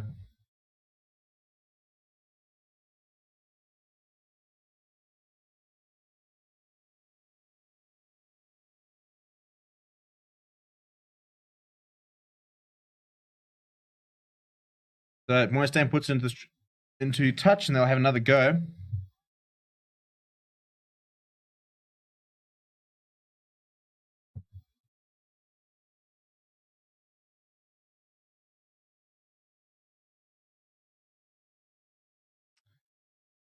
Scott Graham saying, do you think Brand Thompson, who returned back home from Glasgow to play for Torch Cheetahs, would move to the Lions if they show him more money?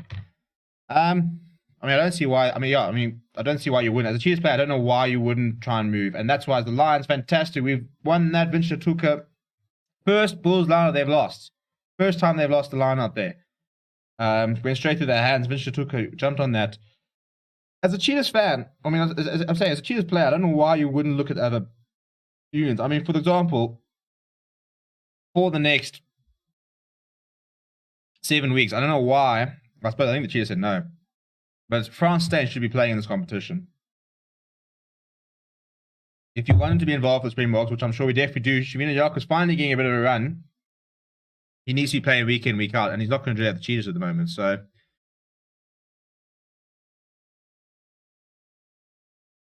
when we saw Hugo, who scored the hat-trick earlier in the game, he came from the Cheetahs. They moved to the Sharks, getting his chance and making it count.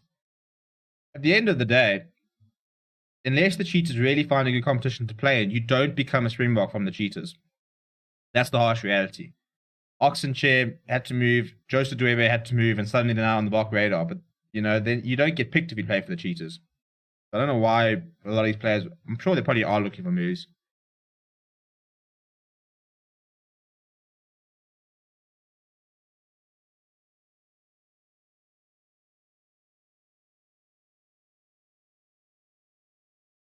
Well, Hendricks tries to cut inside, but it's well read. Lions defense holding firm so far. Morningstate now goes to the boot. It hasn't gone particularly far. We've got 4 Lions players underneath it. I think it's a knock-on. Well, here we go. Vicious-Tuka's got a bit of space. Now, he's got a bit of pace, actually. He runs over Morningstate, who does bring him down. And Cornel's son's there to recycle. A nice run there from this Lions flanker. Now it's been in front of Slace. Lions back in Bulls territory. But the Bulls have turned it over. It's a good turnover there. I think it was Ruan Nokia, the man with the ball. Ah, the Bulls have got space out wide. If they can find it, that's gone forward. Well, apparently the line of the hands were fine. Trevino Yakos kicks inside, but it's very well read from EW for Yun. How has he done that? Forward, unfortunately, but it's a nice idea. Trying a bit of a miracle pass. He had 3 players completely swamped. And look, I suppose it's actually not a bad result, because I think if he'd gone down there, it's probably a penalty.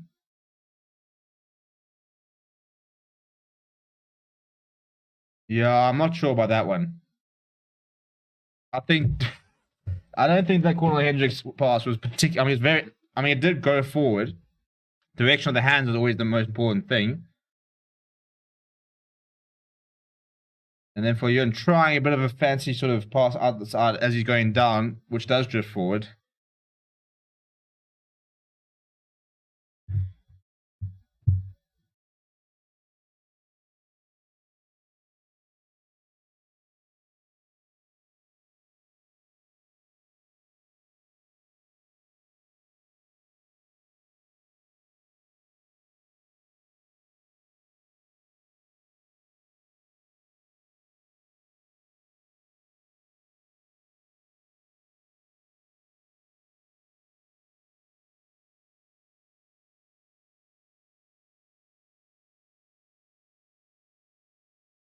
Okay, we've got a review here, so the time is off.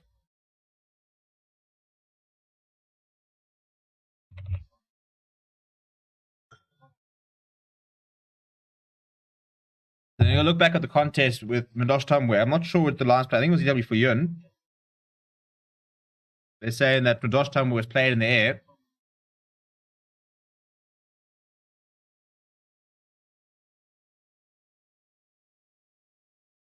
I mean, it's a fair challenge. He's literally going for the ball.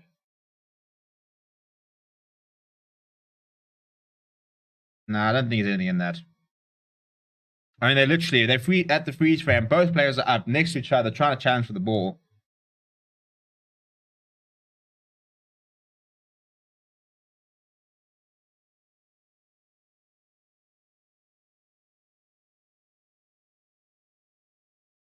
Okay, so Brandon Thompson was nearly picked to play for Scotland. He was 3 months away from being accepted as a Scotland to play for Scotland. Yeah, well, you have Julian van der Merwe. You've got Jacob van der Walt.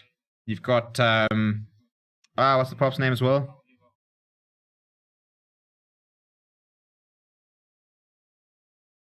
That's a harsh penalty. I don't agree with that. Gone for the ball in the air. They're saying that he's now pulled Mandosh Tumwe down. I think it's harsh.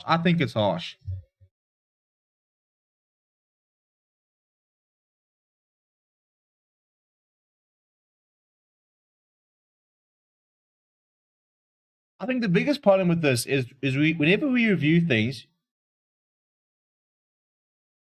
it's going back and it's like slowing this down. And something that happens within like half a second, we now slow it down to like how many frames, and we go and say, right, well, you can see slowly, it looks like he's doing this. But I mean, if you watch it at real time, it's got, I don't know, I'm really frustrated how often we go up and we slow everything down and then we try to create a narrative.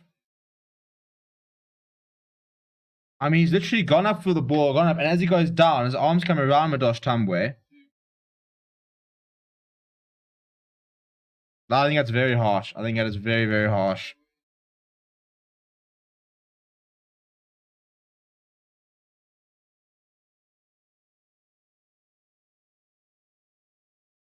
So the Bulls now have a penalty. They'll kick to the corner.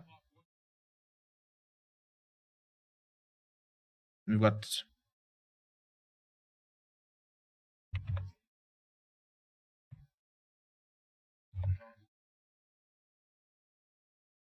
I think it's MJ Pulsar who's just got off for the line, which means I think Hachiva Daimoni's probably on the field. Wasn't supposed to play. Yeah, Daimoni is in the field. Supposed to be Sibasiso and Sangweni. He's another one of the youngsters in the Lions, but he, I think, pulled out early. I think assuming for injury. So Daimoni's in there. We've got another penalty for the Bulls.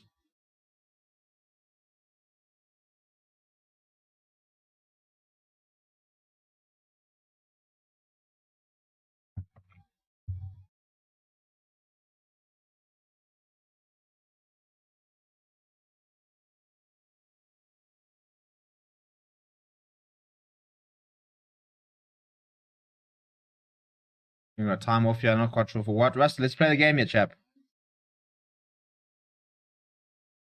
Now I've got North Narkle on.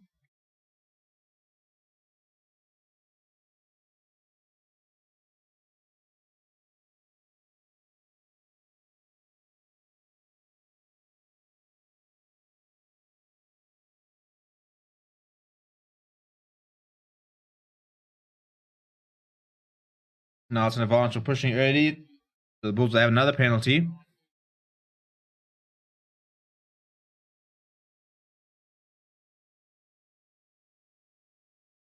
Oh, come straight. Oh dear. It looked like we're going to completely knock that down. Have an advantage, I'm sure, with the Bulls are still going. Now Shtuka's all over that ball. He's won that cleanly, surely. So we'll go back for the advantage. Sean Farrell saying, I thought the Bulls would run away with it. And Scott Williams said, I do hope Brandon Thompson gets a chance to play for his country. He's a good player that, as he has to move from the Cheetahs to one of the 4 teams. Well, with the Lions not having Alton Yankees, he's definitely welcome in Joburg. I think, I also think that the Stormers are going to have to try and bring in a fly half. They don't have any fly halves as it is. And now with Kate Volta looking like being out of their Rainbow Cup, I'm sure they're going to have to try and make a loan here. So now we've got a yellow card. But, I mean, Ruster, what's going on here? So now I think it's a call come from the side. Or a little bit knockdown for you. Look, I did think about it, but the problem is this. I get frustrated with the officials because it's so much sort of we carry on and then we go, oh, actually, there was also that and we have to go deal with that. Oh, actually, there's also something that happened like 2 minutes ago. We need to go deal with that. And this gets a bit frustrating because we're spending our entire time rewatching the match and going back and trying to decide what happened.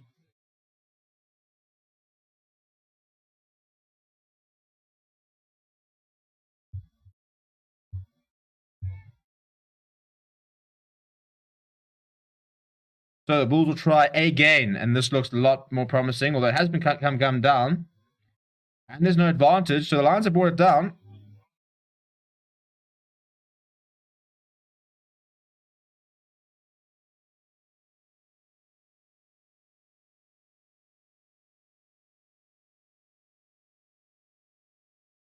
So the Bulls have been telling down, the Bulls are about going through the phases, but the Lions' defense is so far holding up pretty well.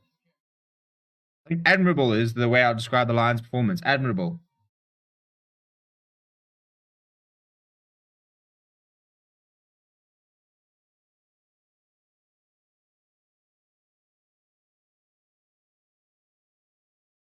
And Starden gets over, but I think it's going to be held up on the line. Another penalty for the Lions. Pillars offside, apparently. Yeah, and there's the overlap over there. Trevino Yakos will go over after a long time. We're kind of becoming inevitable. After a sustained moment of pressure, the Bulls eventually go over. Trevino Yakos, who I think has been pretty poor, to be honest. I think he's dropped the ball about 5 or 6 times. All the space out wide because of the overlap with the EW Filion on the bin. In the bin, I suppose, rather. Lions with a yellow card. Bulls now with an extra 5 points. Yeah, easy as you like. There was always going to be an overlap.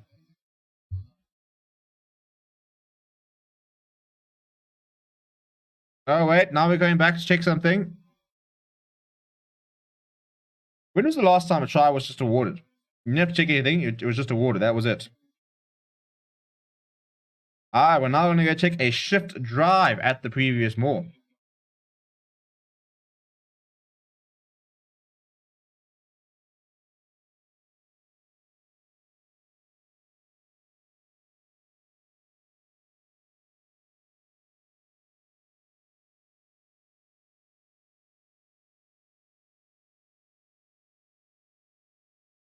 I think this is, I think it is actually a shift of contact, in which case it is obstruction.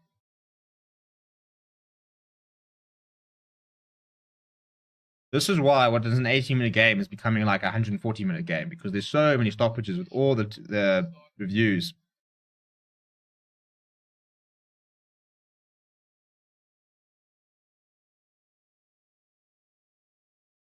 Yeah, I mean, it goes down. As he goes down, they peel off to the left there.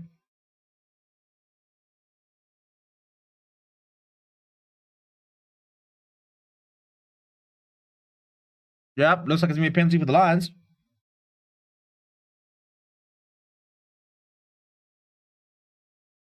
Yep, it is. It is. Okay, so no try for the Bulls. Let's go back down to 10. They shifted the contract, which was deemed to be obstruction.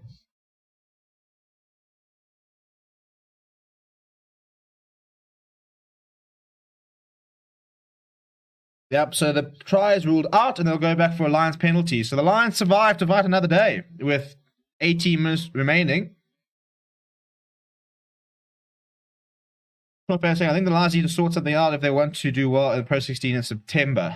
Yeah, they do. We need to sign more players. It's quite simple, to be honest. We need to start seeing investment. We cannot just watch all these other sides signing big players. I mean, Storm is going and signing WATCHALONG. That's an amazing signing. He's injured at the moment, but it's an incredible signing. Whereas the Lions have signed, I don't want to be mean to say rejects, but Divan Rousseau, Birger Odendahl, Fred Zelinger. I mean, Fred Zelinger was out of club. That's why he was on trial. So it's not like the Lions have gone and said, listen, we need a hooker. That's the best hooker we can go. Go and get it. The Lions are going to go inside Bongi and Manambi. Statement signing. Joseph Dwebe, bring him back to South Africa.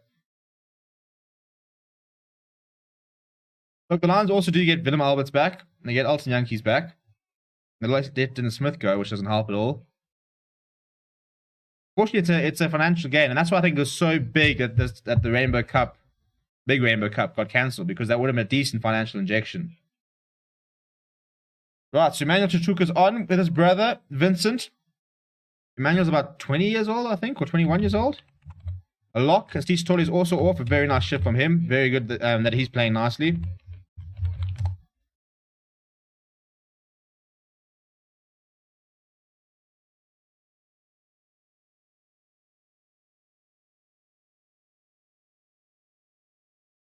Right, so Lions win the line out. Hasn't been particularly clean line out wins, but hey, we'll take it. We'll take what we can get. But it is a turnover ball, and the Bulls can now counter-attack. They're inside the Lions' half. They go wide. They've got an overlap. Verity Adams running good over, but he's lost the ball in contact, and now the Lions can do the same thing. Daimoni, he's got a lot of pace. This was some good running from the Lions to get up to about the 10-meter line and concede a penalty. I don't know who it is over the ball. It's a fantastic steal. But why? Lisa Boboka, that's brilliant play by him. Why the Lions didn't go out wide there, I don't know. I mean, you have Stian Pino outside, and yet you're going to back yourself as the lock. I think the Lions compared to the other three don't have enough money compared to the other sides. Yeah, unfortunately, the owner of the Lions, we haven't exactly seen big money investment. I mean, I don't understand. It was Lisa Boboka on the outside versus Stian Pino, and they decided to dummy it. Who is this? Who is this? Is this Van der Slace that's done that? Because that was terrible.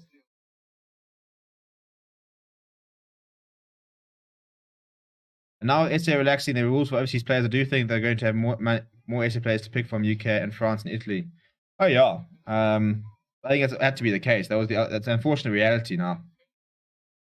So the Bulls back. So the Lions are the own enemy there. I mean, that should have been not necessarily a runaway try, but I mean, Stian Pino would have gotten up to at least into the Bulls' half.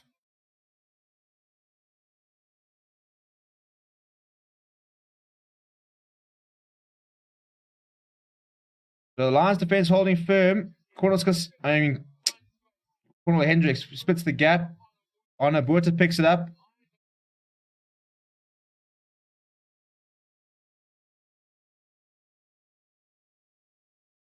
And they've ripped it around. The Lions just will not die. Are loving it. Absolutely loving it. Once again, turnover at a really crucial time. Let's not do something stupid like chip ahead, Dan Creel. Japers.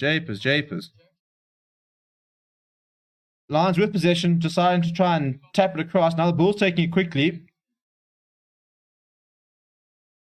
Vincent took her away to the thread as the Bulls take it quickly, though.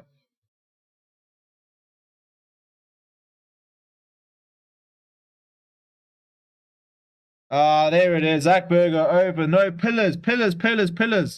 Gorboka bursts through the middle. He pops it to Zach Berger, who flies over, and the Bulls, this time will not be ruled out. They hit back.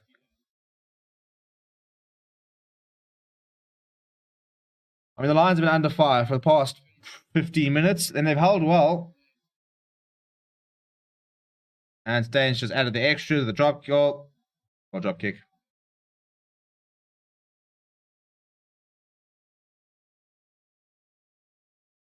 And there's no pillar on the left. Absolutely no pillar on the left. Jumps straight through, pops into Zach Berger, and it's an easy. I mean, it's very, very simple. Pillar post, people. Pillar post. Basics. That was far too easy. Much like the first try. Way too easy.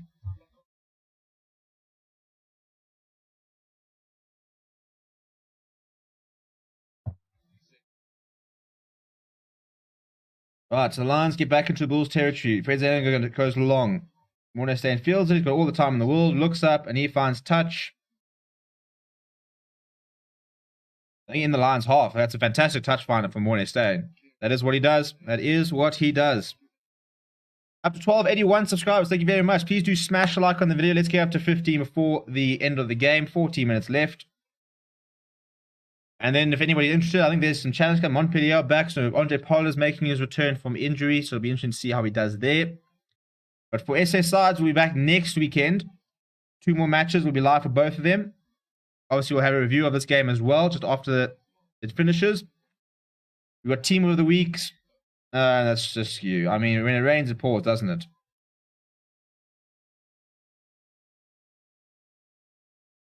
So, putting the ball in skew there for the Lions, which is give to position back to the Bulls.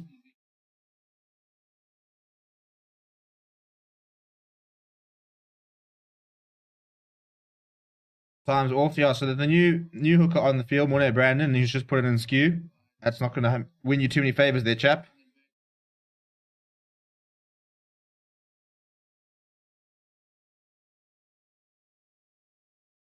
Verity leaves the park. A decent performance from him on debut. David Creel takes the field. Really nice player. Yeah, nice and young. Very, very big. So a big scrum here for the Lions. If they want to get back into this game, they need to try and win a penalty and get it into the Bulls' half.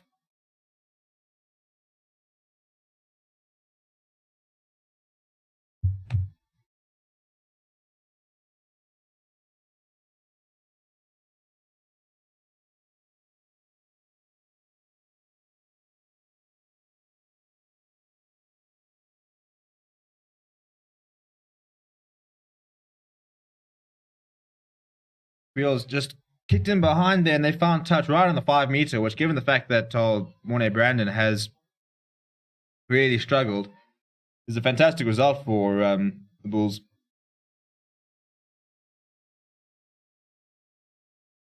And it's come off one of the Lions players, so it's actually a Bulls line-out. So unfortunately, what has been a fantastic effort from the Lions could concede a couple of tries here, and suddenly it looks like a very different game. So they've defended well. Let's see if they can keep us up for another 12 minutes.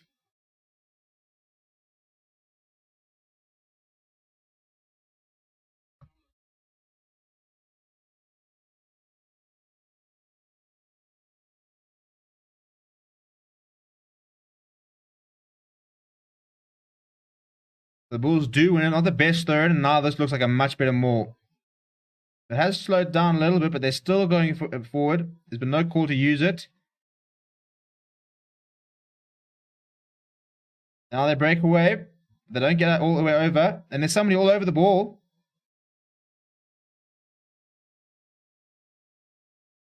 Right, Mornestein goes cross kick. Oh, it's too easy, too easy, too easy, too easy. And that's the problem when you're a man down. Pin perfect. Madosh Tamwe tears onto it. Easy as you like. There you go, down. Bulls 22, Lions 9. And that yellow card has just been the end of the Lions, to be honest. Both tries from overlaps, just not enough players in the park. And unfortunately, what's been a very valiant effort, the Bulls are suddenly well in front.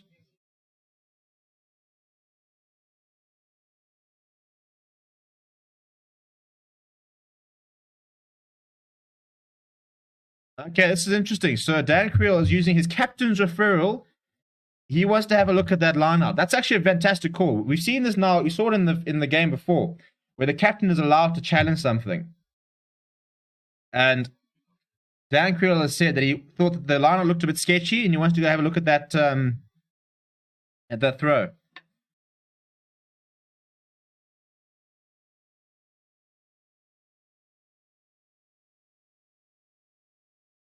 Oh yeah, surely. This could be an absolute masterclass of a review from Dan Creel. That has got to be skew.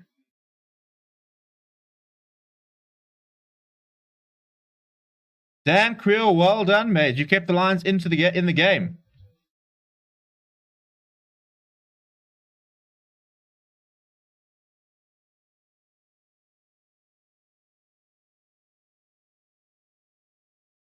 Okay, and because he won the challenge, he also gets to keep the challenge.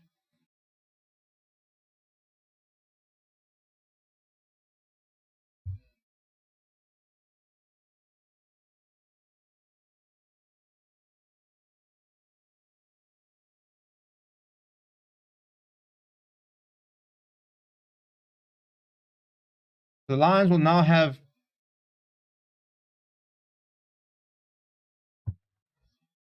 Try to see what they decided on yet.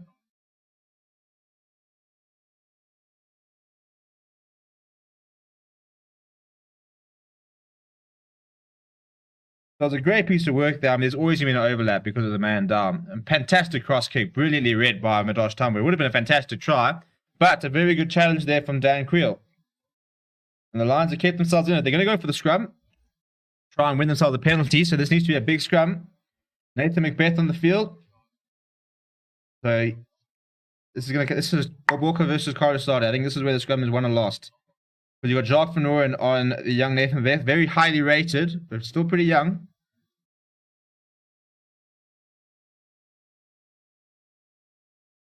The solid scrum, not much budging. Darmani comes off the back. A good tackle there from Zach Berger. Manages to stay in field though. So the Lions have kept possession.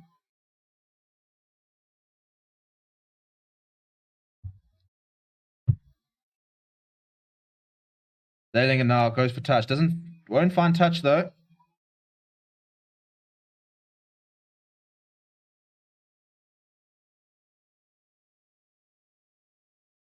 It's a very good run there from Tamwe, and Creel gets into over the advantage line now, well in the Lions half.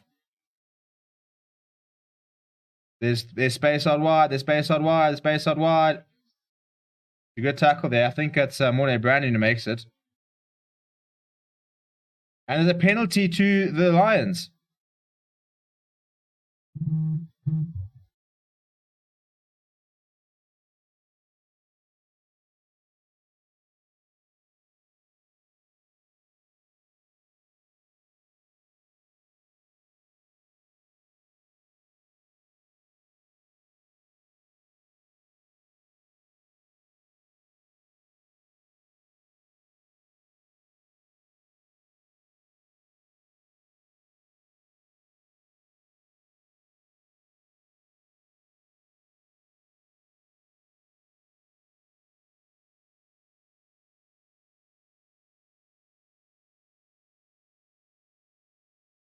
Well, they've won the lineup, which is always the first thing.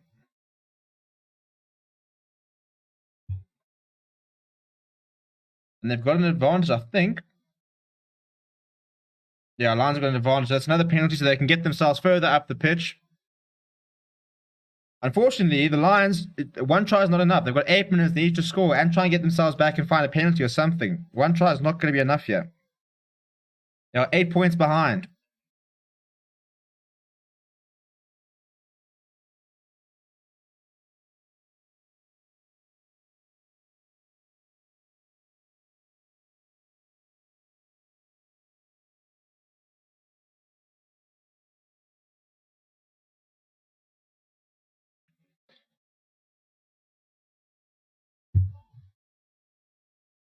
That Mornay, Brandon. I don't think he's one of Lance's to come on. It's another skew throw straight to the Bulls, and they're giving it right back to them. So the chance for them to try and get back into the game, I think they just lost it. But Walker takes it up now. He gets past the halfway line. Now Mornay stay and puts it high and long. Madosh Tambwe is after it, but EW Fluent will take it fairly comfortably. He's actually been quite good since he's come on, apart from, conceding the yellow card, which gave Bulls the opportunity to get back into the game. But, if you take away that, Morley van den Berg also on the pitch. Like to see more of him. Very much Faf de Klerk-esque. And I think Lions just sort of, and they've knocked it on. Lost the ball in contact. Kind of sums it up, doesn't it? They've had moments, but just not been consistent enough.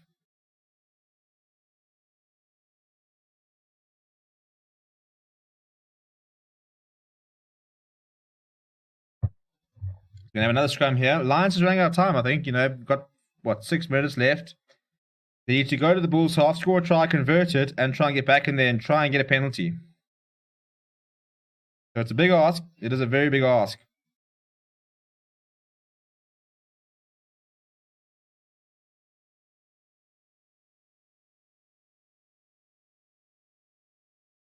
But I must admit, this is a lot closer than I thought it would be. I'm actually pretty impressed with the Lions. I think, look, a lot to work on. Probably too many penalties being conceded.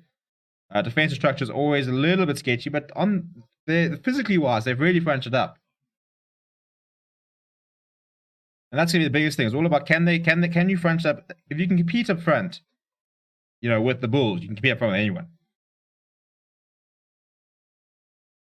Good scrum from the Lions, but they don't win the ball, so the Bulls will go over. They got it. Oh, Madosh Tambwe almost went out, but he's managed to keep it inside.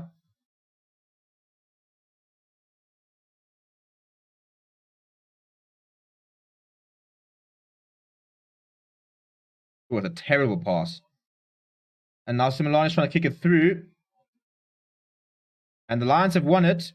They've got space. I don't think that was the right option. He's very isolated here. We're going back for the advantage, knock-on advantage there.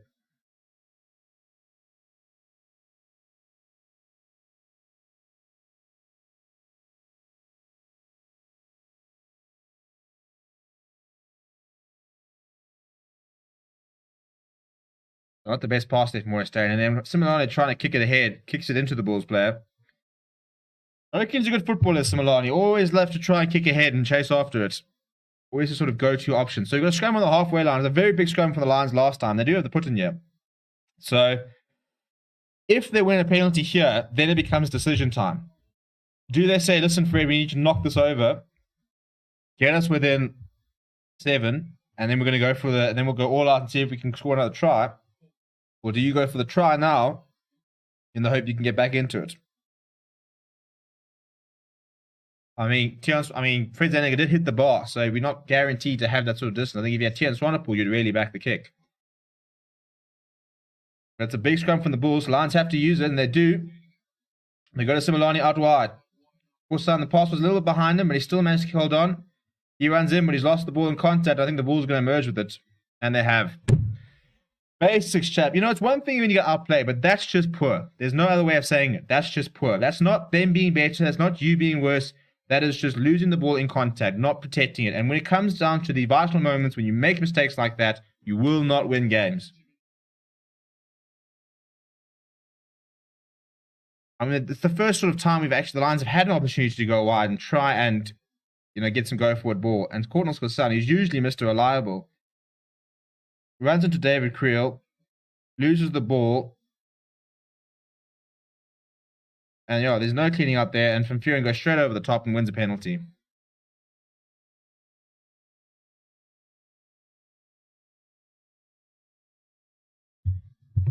So we've got less than 3 minutes left. It looks like it's going to be a Bulls victory, which was expected. I think what wasn't expected was quite a close scoreline. I mean, look, the Bulls could go and score here.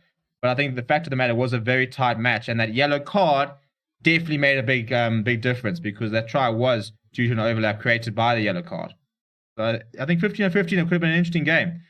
But impressed because I didn't think the Lions were going to be this close. And I think there's some big individual performances that to me are quite stand out. I think Vince Ratuk has been very industrious. I thought Van Zaning has been pretty good on debut. But I think he could be pushing for the fly half of the weekend, actually, because I thought that there weren't too many standouts in the other games. That's a very, very good kick in behind. Morningstain's come on this and really, really done well here. Starting to dictate play, and that's what you do. That's what the class of Morningstain can do. You want to see out a game, he knows exactly what to do. A couple of kicks in behind, read the game very well. Somebody who's really struggled is Mornay Brandon. He's come on, and I don't think he's found his line-out jumper. I think it's about once he's found his line-out jumper. And again, it is so poor. It is so poor. Why do Lions never have a hooker who can throw the ball in straight? It's like 95% of what you have to do. You have to stand between two props, and you have to put a ball into the line-out. You can't do 50% of that, mate. Oh. I mean, I'm almost scared to actually look at the stats. I think the lineouts lost are going to be absolutely horrific.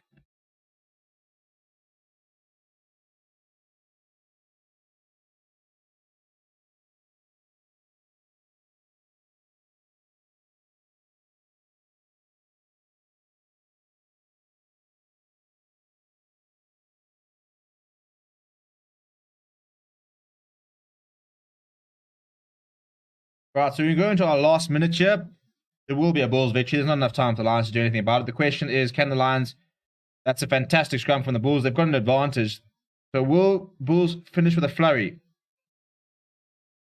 Cornwall Hendricks trying to get over the advantage line, but it's well met by Dan Creel. Now Zach Berger snipes. Albert Lowe goes. He's not going to be... Ooh. The try's been given.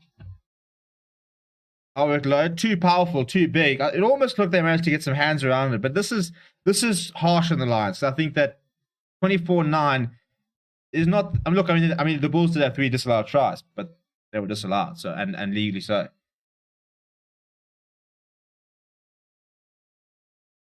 The Berger snipe there. Cornels Kosan not managing to stop Albert Lowe. No, it's fine. He's got the grounding's no issue there. That's the game. Morningstain will pop over the extras.